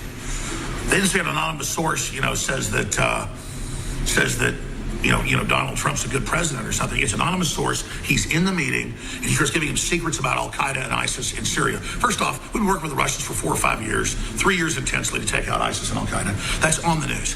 Secondarily, Trump's destroying them. It's Obama and Hillary that helped empower them and put them in charge. Trump's cleaning that up. So the claim that he's helping ISIS and Al-Qaeda is just horse manure. Everybody knows that. He's the one that exposed them selling the oil, selling the organs. Roger's about to break this down.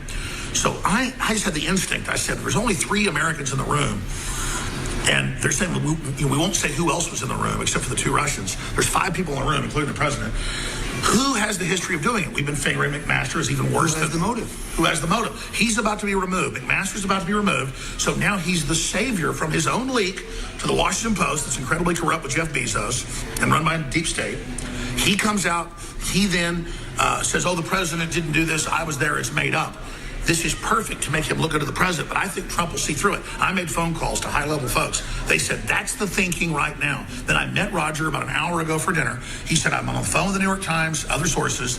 He went and made the calls, came back, and said that is what the thinking is right now. In fact, they know where the leak came from as an agency. So we've honed it down. Roger Stone's about to give you the exclusive. Did McMaster leak to then pose him as the savior so that Trump won't fire him? Roger Stone.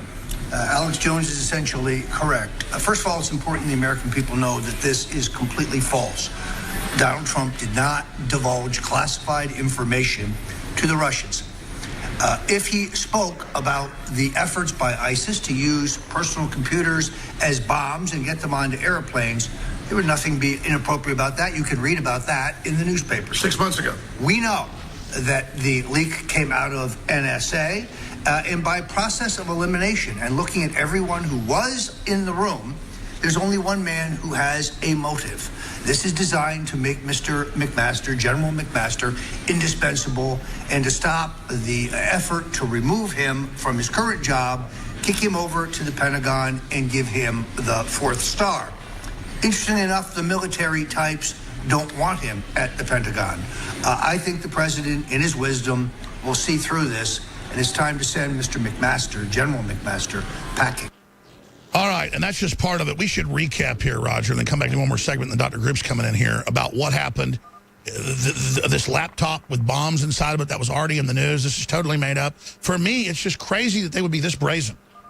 Well, but again, this couldn't have been possible if there wasn't a leak from the room. The president cannot get confidentiality out of his own government. He had the authority to tell the Russians this. He didn't divulge anything harmful to the United States. He is trying to foster a better relationship with the Russians, which is what peace is about. The left is supposed to believe in peace, but actually they're the ones who believe in war. And because people that the president has chosen are disserving him, the focus is completely wrong. The focus should not be on what the president did. The focus should be on who leaked this so they can be fired and prosecuted. That's right. Roger, I want to come back and talk about the next shoes to drop, the new attacks they've got planned. How do you think we defeat them straight ahead? But they're all over the news saying, end America, join with Canada, join the world government, George Washington's bad. New Yorker magazine saying this now. These people literally hate America. They know we love America, so they use all this Trump's anti-America, hoping we get on some bandwagon. As they try to organize a coup against the president, it shows how desperate they are. We'll be right back, and we'll take your phone calls as well. Stay with us. But I got wise. You're the devil in disguise. Oh, yes, you are. Devil in disguise. You know, they have that line in The Hobbit where he says, or this is The Lord of the Rings, he says, you look foul, but you feel fair, whereas he looks fair, but feels foul. You got to worry about people that don't say they got villain in them, but say they're these little angels. They walk like an angel, they talk like an angel, but I got wise. They're devils in disguise. Chuck E. Schumer, Obama, they're all arrogant. They're all decided to wage war against the president, America. They hate this country. In closing, Roger Stone, before Dr. Grip comes in, thanks for coming to town. It's been amazing. I know you're going back tonight. How do we defeat this? How do we save this president? He's not going to be perfect. And if we abandon him, then the globalists could take him down even easier. So for me, it's a no-brainer.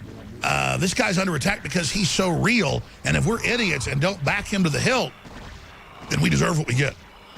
This is a question of the president finding the levers of power. He has the power to control the leaks. He has the power to change the direction of the federal government. He has the power to change the direction of the federal judiciary. But they're in mass mutiny. But it's just a question of him finding the levers of power. Unfortunately, he has chosen a White House staff that doesn't have a clue, not a clue.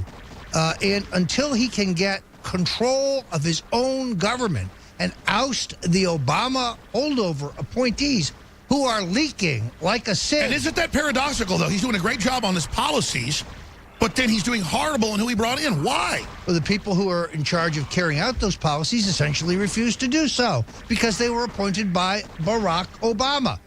Because no one in the Trump entourage knew that you had to have a plan in place immediately to position and place the assistant secretaries.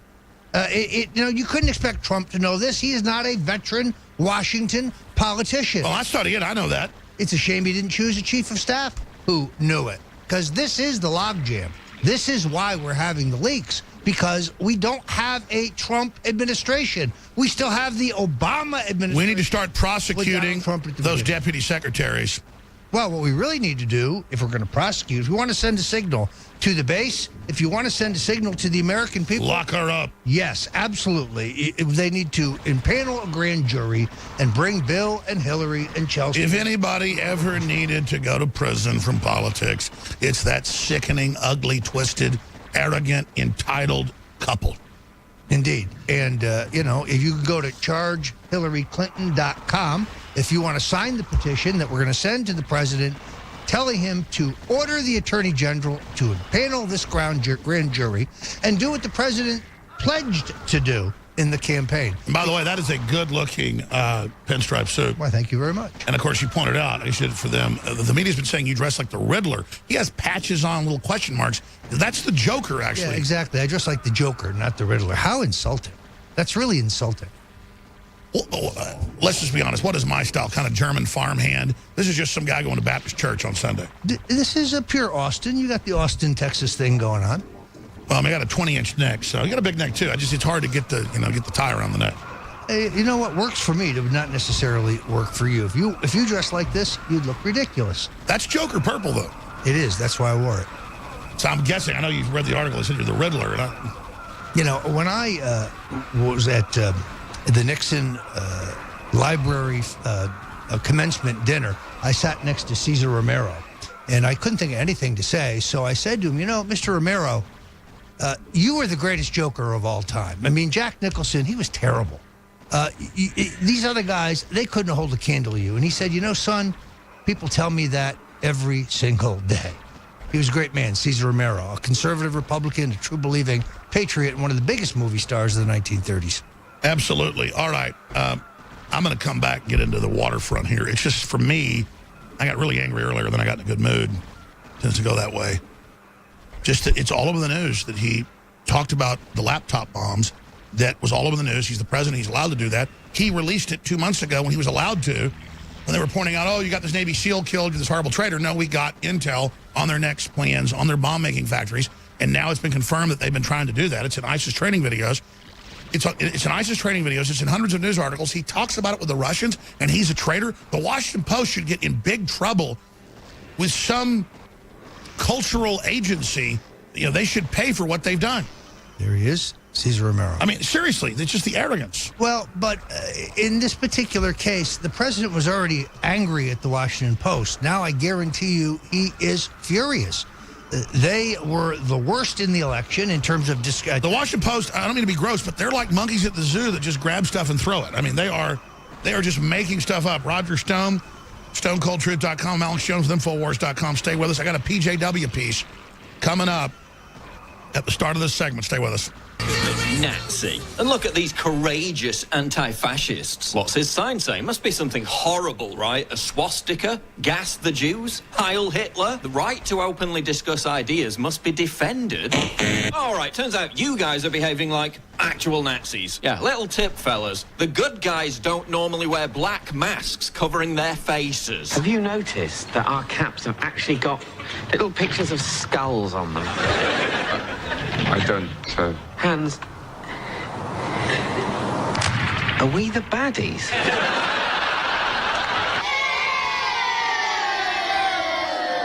I'm still here. I'm still here and I'm still standing up for open discussion. Why are you defending it?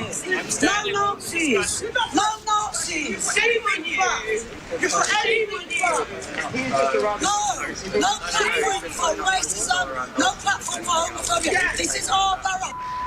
Little fascist! Yeah, fascist! Yeah, little history lesson, love. Those Nazis that you hate so much. Funny coincidence, because it turns out they were into using intimidation to shut down free speech. Exactly like you're doing to this guy. Nazi! Nazi! Nazi! I believe in a... No platform for white supremacy. No platform. Shame on you. Shame on you. Look at you, white man. You're white male! We try to intimidate people out of speaking based on their skin colour because we're anti-racists. A platform for hate. May I respond? No, I'm not interested.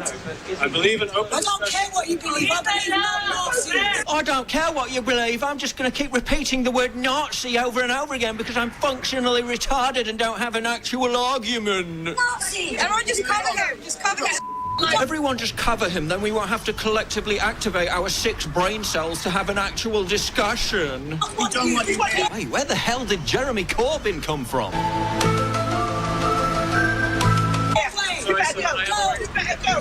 You better You're not welcome here. You're not welcome here. We're tolerant progressives. They are socially conscious citizens and are provoked by the loathsome presence of an unmutual. They are sheep. I mean, we literally employ the tactics of actual fascists, but we're so dumb that if we feign enough righteous indignation, we can delude ourselves into thinking we have the moral high ground. I will stand up. You are not welcome here. Oh, well, go away.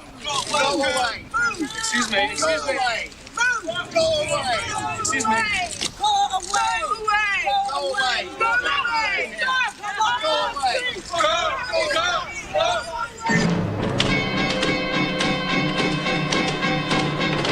Nazi scum off our street.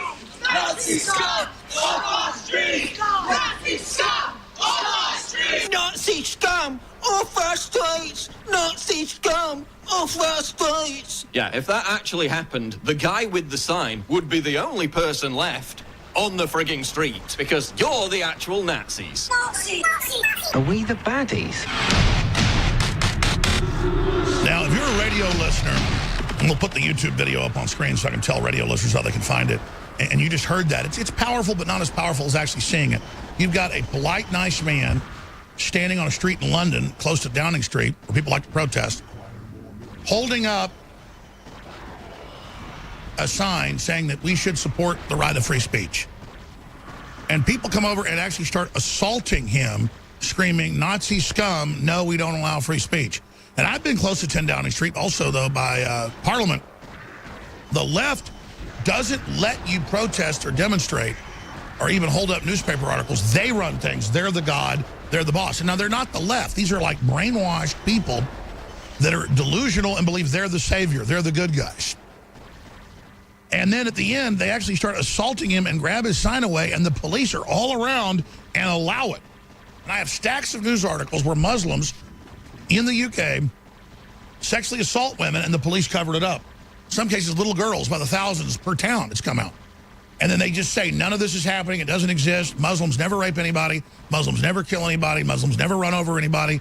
They never shoot anybody. And it's so frustrating that this is the group Damn we're it, that supposed was to talk close. about. Now, Dr. We Group, did my good. good buddy, one of the top formulators We did good. InfoWarsLive.com, Damn it.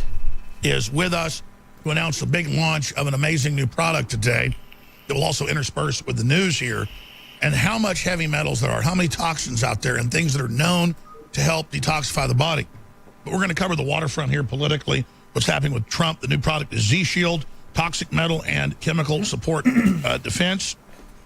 And we're going to talk about what Shilajit does, what the concentrated zeolites do, what some of these other herbs and compounds do, and acids that are in it along with it, as we can fight back and also support the operation, but fight back in your own life. And he's got a whole stack of articles about the toxicity and what's happening. We're going to be discussing that for a few minutes here and then plunging back into news. But then I look at stories here. We could have been Canada. Why the American Revolution might have been a bad idea. And so the people claiming Trump's an enemy, patriots are an enemy, people that want sovereignty are enemies, we're the foreign agents because we want a country, when they're the foreign globalist agents that are dissolving the nation states as we know it. And now you have this whole fake controversy, just join us with Trump, where the news is still going along like, is it real? Isn't it real? McMaster says it's not real. They had the Yemen raid back on the 29th of January this year, 5 months ago, and they got the bomb maker data. They're trying to disguise bombs and batteries of laptops, plastic explosives, and then you tell the public that so they know about the threat. The president can declassify what he wants. That was months ago. it came out in April and March. They got the intel in late January. And then they just lie and say he's with the Russians. He gave them secret documents because he just discussed the threat with them, which has been all over the news. We've reached a new level, Dr. Group. What do you make of all this? It's just lies, lies, lies, and more lies. And it seems like, right now, we've talked like years ago about all the attacks, and what I look at is the attack.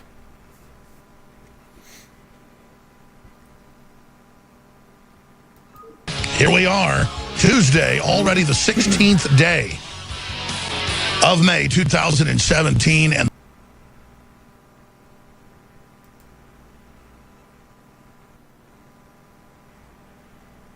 say, buddy, or we'll smack you upside the head. Because without the intelligence community, we wouldn't have the made-up Russian narrative. And now the Washington Post, they're hiding devices.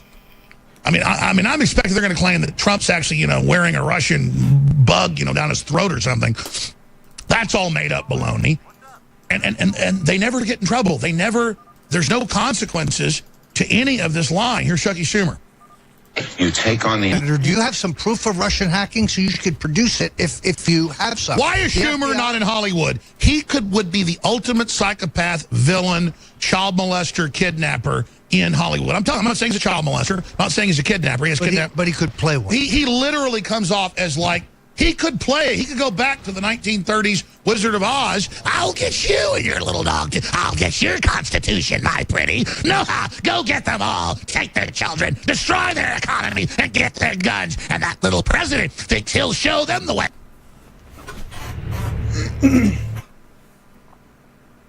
Trillion in new jobs. $3 trillion in the stock market. $300 billion in new jobs. 500,000 new jobs already. Aluminum, steel, investigations into illegals voting and dead people voting in their names. Cutting the UN funding by half. 43% down on the illegals coming across the border, according to ICE. I mean, it goes on and on and on. Killing TPP. And that's why the special interests and the elites are so mad at Trump. The first 70 days, he was pretty much 100% on. Then the last, 50 or so, he started going a little bit sideways, and now he's learned the system isn't compromising. They take that as weakness. So I got word from the White House over the weekend, and I told you this. The gloves are coming off. Trump is going to get really aggressive now. He's not going to just roll over like other people that they've basically ganged up on, like a pack of hyenas on a lion. Trump is going to go after these people now because they are calling for his death. They're calling for his overthrow. They're calling for our overthrow. They're calling for me to be shut down. They're all over the news saying it's a war. They mean business, ladies and gentlemen.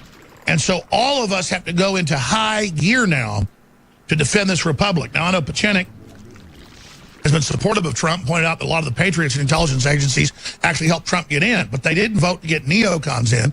And he has reined in McMaster and others. So he had been on a few weeks. We'll find out what his latest intel is on this. If he disagrees with Trump, he'll tell us. We don't do these interviews, and Pachenik doesn't have to agree with me. I don't actually know his view on this up to the minute. I just know this. Who can deny the establishment is not after Trump? Who can deny that Keith Olbermann is calling for foreign agencies to come here and help overthrow him? That is totally illegal. And who can deny that Comey was operating as his own operative, not investigating the leaks, not investigating Susan Rice? I mean, this is just a crazy time to be alive. So, Dr. Pachenik of StevePachenik.com, you've heard my rant here. What do you think about what's currently happening with Comey and the desperateness of the so-called left, just everywhere saying, kill me, kill Trump, kill everybody? I mean, they just seem so emboldened looking for a fight. Well, let me put it this way. Keith Olbermann really paid you one of the highest compliments I have ever seen, Alex, because Keith himself has no substance. He's never had a history of substance. He knows very little about our national security, certainly doesn't know anything about our intelligence, never served our country. But if you look at his modality, his modus operandi, he is trying to ape you, but he can't do it very well. In other words, it was one of the issues you and I talked about many years ago, that the left will come in and try to ape what happened with myself, with the intelligence community, and with you, and the alternative right. So what you're seeing now is literally a very fuzzy mirror image of what we had done, but it doesn't work anymore. Now, Keith, I don't know him. I'm sure he's a nice guy. He went to the same school I went to, Cornell. He's pompous. He's bombastic. He was thrown off of MSNBC. Bill Riley had problems with him. Al Gore had problems with him. So the left has always had problems with Keith. He has no substance. He's basically a sports broadcaster. And you may or may not know this, but he had hit his head against a subway door and may have had a concussion. So I look at him as a farce. This is not a serious character. GQ knows that. Pretty much our intelligence system knows that. Remember, in order to have credibility in what you and I do, you have to have had served our country one way or the other. In your case, it has been the consistency and the fortitude to remain in your place and what you have done for 20 years. Whoops, didn't mean to do that. Blowing sunshine here. I'm just telling you why it is that they're having a very hard time trying to displace you, me, or even Trump. The issue of Comey is correct. I mean, Trump is correctly said he's a showboater. He's a narcissist. I mean, when he stood up there and said, I can't convict Hillary, but here are the 30,000 reasons why she should be guilty, that was absurd. The reality is the president can and should fire anybody. I had no problem that Comey was fired. I had no problem that FBI has to be reorganized. They've been a faulty organization for many, many years. You and I have talked about it. They need somebody in there who can clean them out and dismiss a lot of people, because the future isn't about, gumshoe investigation. It's going to be about cyber command, cyber control, even on the domestic level. And the FBI is nowhere near the capacity it should be. That's why Mark Rogers of the NSA would be a good leader, or someone else in Cyber Command should take over the FBI and reorganize it, because it's been the gumshoe industry. Now, I will quote to you something that a very famous FBI agent said, and this is the following. He said, once we collect intelligence and then we are ordered to implement some type of policy, we have become a Gestapo agency. And who said that? J. Edgar Hoover. And Comey didn't listen. Mueller didn't listen. A whole bunch of the FBI directors, Freed, didn't listen. It was J. Edgar Hoover who warned that the minute we collect intelligence and we are asked to implement or manipulate it, we become a Gestapo agency. That's J. Edgar Hoover. So the issue of Trump, I would agree with Roger Stone. There's leakage, and we've said it from day one. It's coming out of the White House. You have Goldman Sachs boys, you have Jared Kushner, and you have McMaster. The issue that came out for you and me was what I said a while ago, is that the triumphant, or the triad, you, Bill Riley, Steve Bannon, were kind of taken offline, but only temporarily. And what's happened is they could not assess your endurance, or the fact that Steve Bannon would remain there, or the fact that Fox and others like myself would remain in the alternative right to keep on saying, there's the truth. Here's a man who's implementing exactly what he's doing. And by the way, he correctly says, you know what? We don't need a press conference. I've said that from day one. You've been saying that for years. Just get rid of it, give him a statement, because they only distort what he says. There is no entitlement for journalists to be in the White House, to be anywhere. It was it was an intercession when we didn't have the internet. We don't need journalists to tell me what to do. You don't need a journalist to tell you what happened. You just need 1600 Daily, which is the White House statement of the day. And if you read it, he's protecting Christians. This is what they're doing in one state. This is what they're doing overseas. And they give you a very clear agenda. When you put a group of people whose basic history has been to be sycophants, remember, the basis of journalism is to pander. Once you have pandering within an individual or a group, it doesn't matter whether you're the New York Times or the Washington Post. They're compromised. They're compromised. So from day one, my background used to be in disinformation. A journalist would call me up. I never forgot it. At one of the regime changes I had, I told him exactly what he wanted to hear. And then 10 years later, I contradicted him, because that was the ability for me to manipulate the press. The press is just an entity very easily manipulated. They don't have jobs. They can't convert. And they're becoming more and more obsolete, because in an internet world, people independently can fact check them. There's all these other forms of information that give people a much clearer view. So it shows how antiquated and ridiculous they are. But expanding on this, Comey saying, and then leaking it, that he thought Trump was crazy to say Obama was spying on him. It's now come out that Obama did order thousands of people during the campaign spied on. The New York Times previously bragged that they were spying on Trump. So they're acting like there's no memory there, and they're following this Gruber precept that they're operating in a vacuum and nobody knows what they're doing. Sure, a large part of the public has no memory, but the actual people involved working in the country know they're a discredited pack of liars. So they get more and more crazy, more and more aggressive, more and more out of control in their attempt to defeat the resurgence of a new American system, and they seem to be in total panic mode. I'd just like you to respond to the attempt by Comey to say the president was crazy, to say he was being spied on as president-elect. I mean, that's an absolute fact. Well, that's not the issue. The issue is Comey from day one. I wrote a blog, which I had sent to you, but it was on my blog site in December of 2015, saying that the entire election will depend on Comey. And we were right. But what I didn't add, and I added it afterwards, was Hillary's downfall was not just her own incompetence and the incompetence of the left. It was one individual who I have tracked for 20 to 30 years, and I knew he would never fail to undermine Hillary.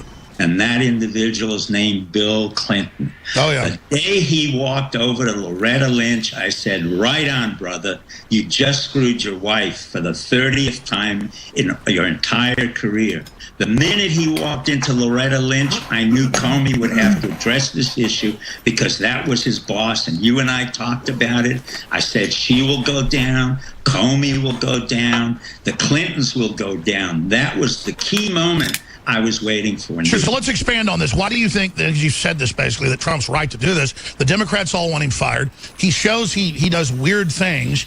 I mean, he admitted Hillary was a criminal, but then said, but I can't do anything. That's even worse, to admit she's a criminal, but then say, I can't get prosecutors to do it. But basically saying the whole system's corrupt and they're not showing any courage. I think Comey overall was just a very, very weak person. Comey was a panderer. I mean, he came out of a major law firm in Washington, D.C., where he worked with a lot of the other lawyers who had worked for Hillary Clinton. I've talked about it. This is part of the Washington set. So what Comey's going to do right after this, and showboating, he's going to go to one of the publishers, or he's going to go to Bennett, who's a very good agent. Bennett, he's a lawyer in Washington, D.C. He has the Clintons, he has Cheney. He will get a huge book contract for millions of dollars, and that's the end of Comey. The reality is the FBI has been an organization that's been out of control for a long time. Remember what happened in the Boston bombing, what happened with the Muslim psychiatrist who basically threatened to kill people in Fort Hood. The FBI had information on it. They never acted on it. What they need is a cleansing, like the CIA. Yeah, why didn't they act for 2 years when that guy was emailing people and telling folks he was going to kill a bunch of people? They didn't do anything. Why? Because they're incompetent. The ability to do something like you and I is a very simple issue. You, like many people on the alternative right, you and I, it's not that we're smarter, it's that we are willing to take calculated risks when nobody is in the arena. And when I mean calculated risks, look, in principle, you should have been thrown out of this business because of the entire problem that you had with your divorce and all that. But you didn't. You came back even stronger. And that's what we were counting on. And the same thing with you, same thing with you. Oh, yeah, then they're going to run a PSYOP. The worse things get, the stronger I get. And the more my listener supports, well, let's flush that out on the other side. There's at the end, the message will still get out. This arrogance by the bureaucracy that Dr. Pachenik talks about, who was in Washington for a long time, there's an entitlement that you see in any group out there. And I don't claim to have all the answers. I fundamentally believe in free market capitalism. I know it produces incredible wealth, incredible freedom compared to collectivism, whether it be fascist or socialist or communist. So I really believe in what I believe in. And all these special interests, they just can't believe that I actually stand for what I believe in. They want to make their money through crony groups, through inside groups, through government contracts, or through government payroll. And they offered me $3 million to sell out, $10 million to sell out. That was a long time ago. Now we bring in way more money than that to build this organization. Money's not a bad thing. It's just that I want to defeat them. I really believe in Team America. And then they are always calling us traitors. We're being funded by foreign groups. I'm funded by you, the listeners, buying products. That's how I have 70 employees and new reporters. And we're doing... They want to call me names and say lies about me and say I'm racist or make up a bunch of crap. I don't care. Now, going back to Dr. Stepachenik, I'm not trying to lionize myself, but he's bringing it up as a model. They've hit us with everything they've got so far. And it's only made the listeners support us more and buy more of our products and spread the word more because they see the censorship, they see the admissions. Now, there may be at some point where we buckle and collapse. I hope it's not the case, but there's already so many other people now doing what we do and what Dr. Pachinik does that the establishment really needs to see the writing on the wall that Trump's only a manifestation of nationalism.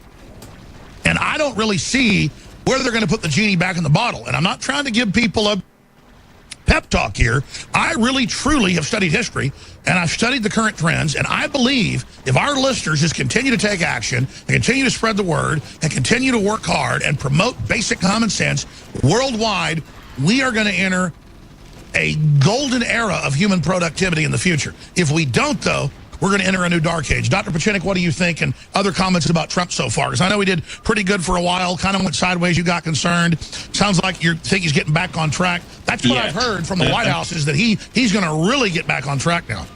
Well, I think what he's doing now and is about to do is absolutely correct. Number one, you fire ad hoc and immediately. Comey should have been fired from day one. Number two, Trump doesn't have to justify anything. And secondly, I would get rid of the press corps on every plane ride. I would get rid of the press corps in the White House. They're absolutely of no value to the Republic. Thirdly, he has people who are loyal to him but are loyal to the Republic. We're talking about the generals.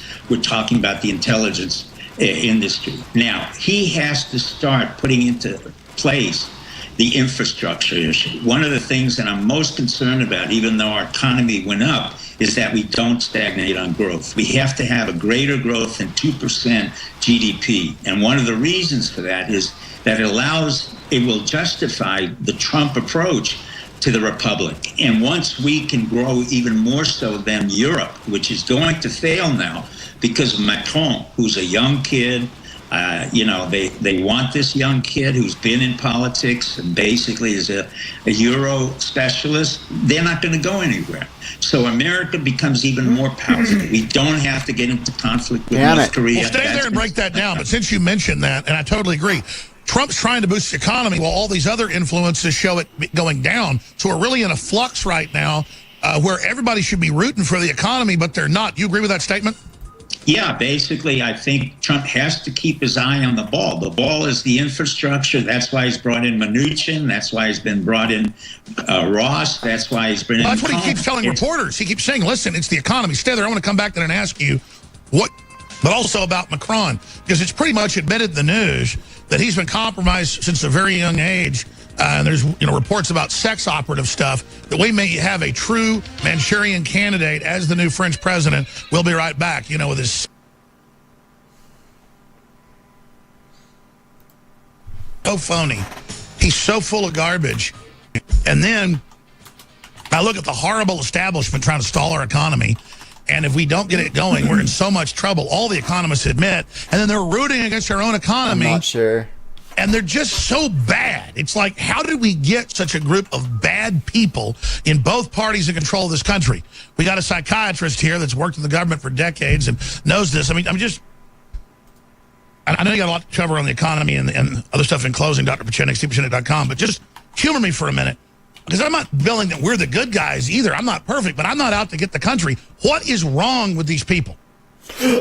What's wrong is the fact that they're irrelevant, and I've said it for a long time. They are beginning to understand that they're totally irrelevant. The New York Times, which is owned by a drug lord, as you and I know, the Washington Post, by Bezos. Basically, you don't need any of those people anymore.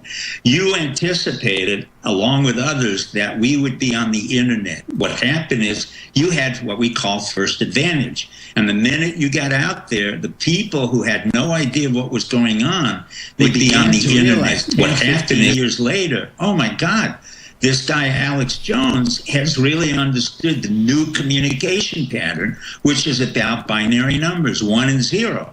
But with all the think tanks that are in Washington, the Brookings, the Heritage, or the this foundation or that foundation, they're all worthless. They're basically nursing homes for people who have no jobs. So you have Washington, one huge nursing home for millions of people who are not effective. We have top secret clearance for 1.5 million people in counterterrorism. I don't know what they do. They don't do anything. I don't even get paid for what I do, and I'm more than happy to help our intelligence community. Yet our intelligence community is so bloated that you need somebody to clean it out. Now, of course, Maxine Walters is there. You made me laugh, but it's not. That's Nico. It's not only her that's in there. There's a bunch of Republicans too. Basically, when you go to Congress, I've treated congressmen and senators. They don't really do anything. When you ask them, "What have you done in a day?" They don't know. It's all process. Well, we don't need process anymore in the 21st century. So we get rid of the people who need the process to live.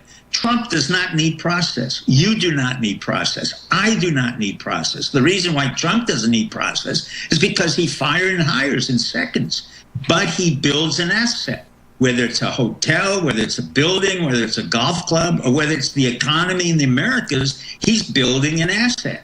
So that's what they're not used to. You have Nancy Pelosi, who should be in a nursing home. Nico, stop that. I know what he's doing. I can't help it because these are the antiquated people. You're talking about 79-year-old antiquated. She keeps thinking that George Bush is still in office, and then Maxine Waters thinks Putin invaded Korea. I mean, they're nuts. That's the absurdity. Now, from my point of view and from your point of view, you keep on doing what you're doing. They're self-destructing. What you're watching is the harakiri of literally the Democratic Party, of Congress, and of the Senate. We don't need them. Trump realizes with executive orders we can move this whole country forward. And at the same time, Trump had delegitimized Obama, who came out of nowhere, has no history, accomplished absolutely nothing. So you think they're going to be unsuccessful bringing Trump down? I'm sorry? So you think right now they're going to be unsuccessful bringing Trump down? Totally unsuccessful. There's not going to be a turnaround on Trump. He can do what he wants. Basically, I would advise him to get rid of the Jared Kushners and the Goldman Sachs boys, but get rid of the press. He doesn't need all that nonsense. All he has to do is constantly sit down, evaluate the problem, implement a solution, and he will do exceedingly well. The issue he's getting caught into is the process, not the noise that's created by all the liberals and the so-called Republicans. We don't need McCain. We don't need a Lindsey Graham. We don't need any of them. But they want to be relevant. The only relevancy they have is that we have to pay their That's right. They want to get in the way of the recovery. All right. Thank you, Dr. Pachenik. Phone calls and clips coming up. Stay with us.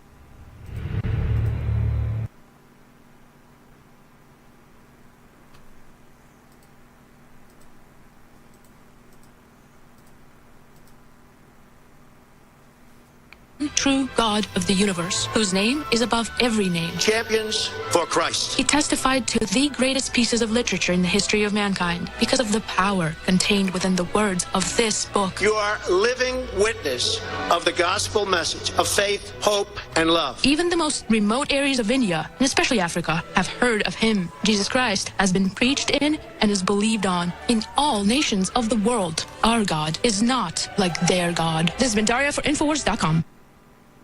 Leading a frontal assault on the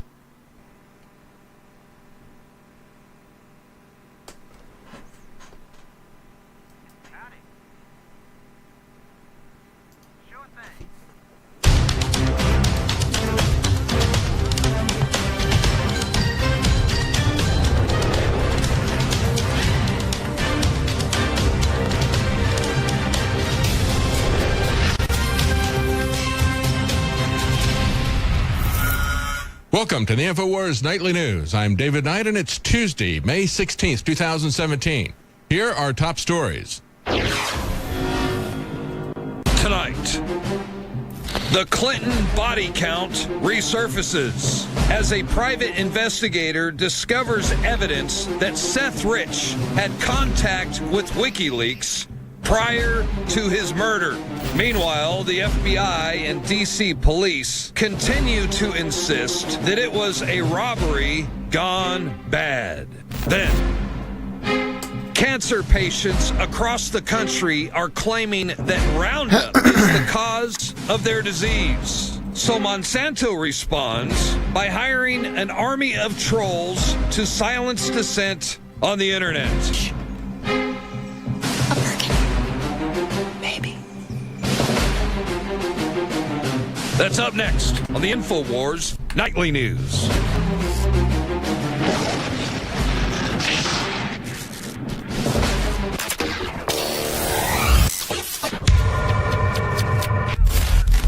The reason InfoWars Life has 5-star ratings on major third-party sites is because I want products I'm going to use for my family. I take this. My family takes this. And then it funds the operation with the most hardcore, truthful information you're going to find anywhere. So what you find in our news is the same thing you find in our products at InfoWarsLife.com. If I ever forget to take them, like I have a noticeable difference. I don't feel good. The nascent iodine is one of the ones that was life-changing for me. Yeah, I actually have just run out of my super female. I had a few bottles at my house, and I've been taking it again, hitting the gym once again.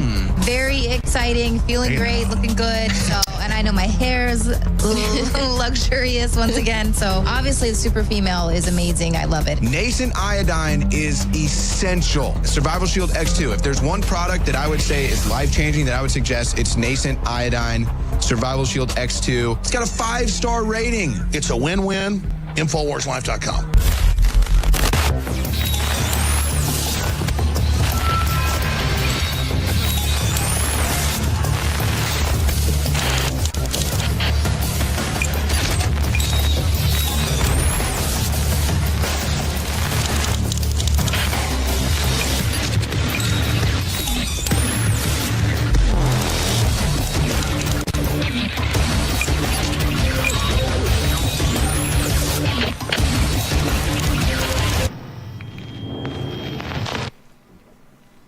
Well, the big story today, depending on who you are, is either the fact that there was massive correspondence between slain DNC staffer Seth Rich with WikiLeaks people, or is it the anonymous source that said that Donald Trump gave away secrets when he met with the Russians at the White House that has been pushed back on? Well, it depends. If you are New York Times, ABC, CNN, BBC, CBS, NPR, The Hill, Politico, they're not interested at all in the Seth Rich story. But they've been talking all day about the story that has no sources, the story that says, well, we don't have any current or former government officials who've given us this information. Well, there weren't that many people at the meeting. But that's the story that sucked up all the news cycles. That story that came out 1 hour after Fox News broke an investigation story about the private investigator that had been hired by the family, saying that he knew of 43,053 emails, 17,761 attachments that had been sent by slain DNC staffer Seth Rich to Gavin McFadden, a man that had close links to Julian Assange and WikiLeaks. Gavin is also dead at the time, right? He subsequently died. It's interesting, isn't it? How many murders we see follow the Clintons. And of course, it's just circumstantial. It's just circumstantial that all those people surrounding them politically, people who know things about the Clintons, just happen to turn up. It's just unfortunate circumstances, isn't it? Just serendipitous for the Clintons that people who know things about them can no longer talk about them because they're deceased. And as they say on Breitbart, they point out the interesting thing here is the silence from the mainstream media about this. All these news outlets that I just reported to you.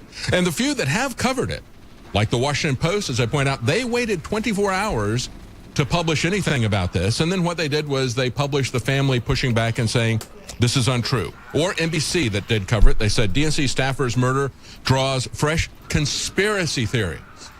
And yet what it shows is that the conspiracy theory that we've been fed for about 10 months now, that the Russians hacked this, is falling apart. We're going to have an interview with Lee Stranahan, and we're going to show a different side of this. where he's followed the crowdsource narrative that's being pushed by the FBI, by former Director Comey. They are the sole source of the idea that the Russians hacked the DNC information. We've had a lot of people come out from WikiLeaks saying that, no, this was handed to us. And yet the mainstream media and the FBI are going to CrowdStrike. Who are they? They are the contractor for the DNC. They were the ones who were controlling their computer system. And they worked for Hillary Clinton indirectly. They're saying that the Russians hacked this information, and we've been saying all along, no, it was handed over. It wasn't even hacked. And then they took it a step farther, and they said the Russians hacked the election, implying that the Russians had gotten in and flipped voting machines. That was never the case. They said the Russians manipulated this narrative. They did it by grabbing electronically this information that came out of the DNC. And again, the only source on that is CrowdStrike. So we're going to talk about Lee Stranahan, who's followed this for a long time, who asked a question at a press conference last week at the White House, and the word CrowdStrike was stricken from the transcript. I think it's very interesting that there are people everywhere who do not want CrowdStrike mentioned. But let's look at what actually came out from Fox News. Son of a bitch. And this is this afternoon as the family of slain DNC staffer Seth Rich blasts the detective over the report of the WikiLeaks link.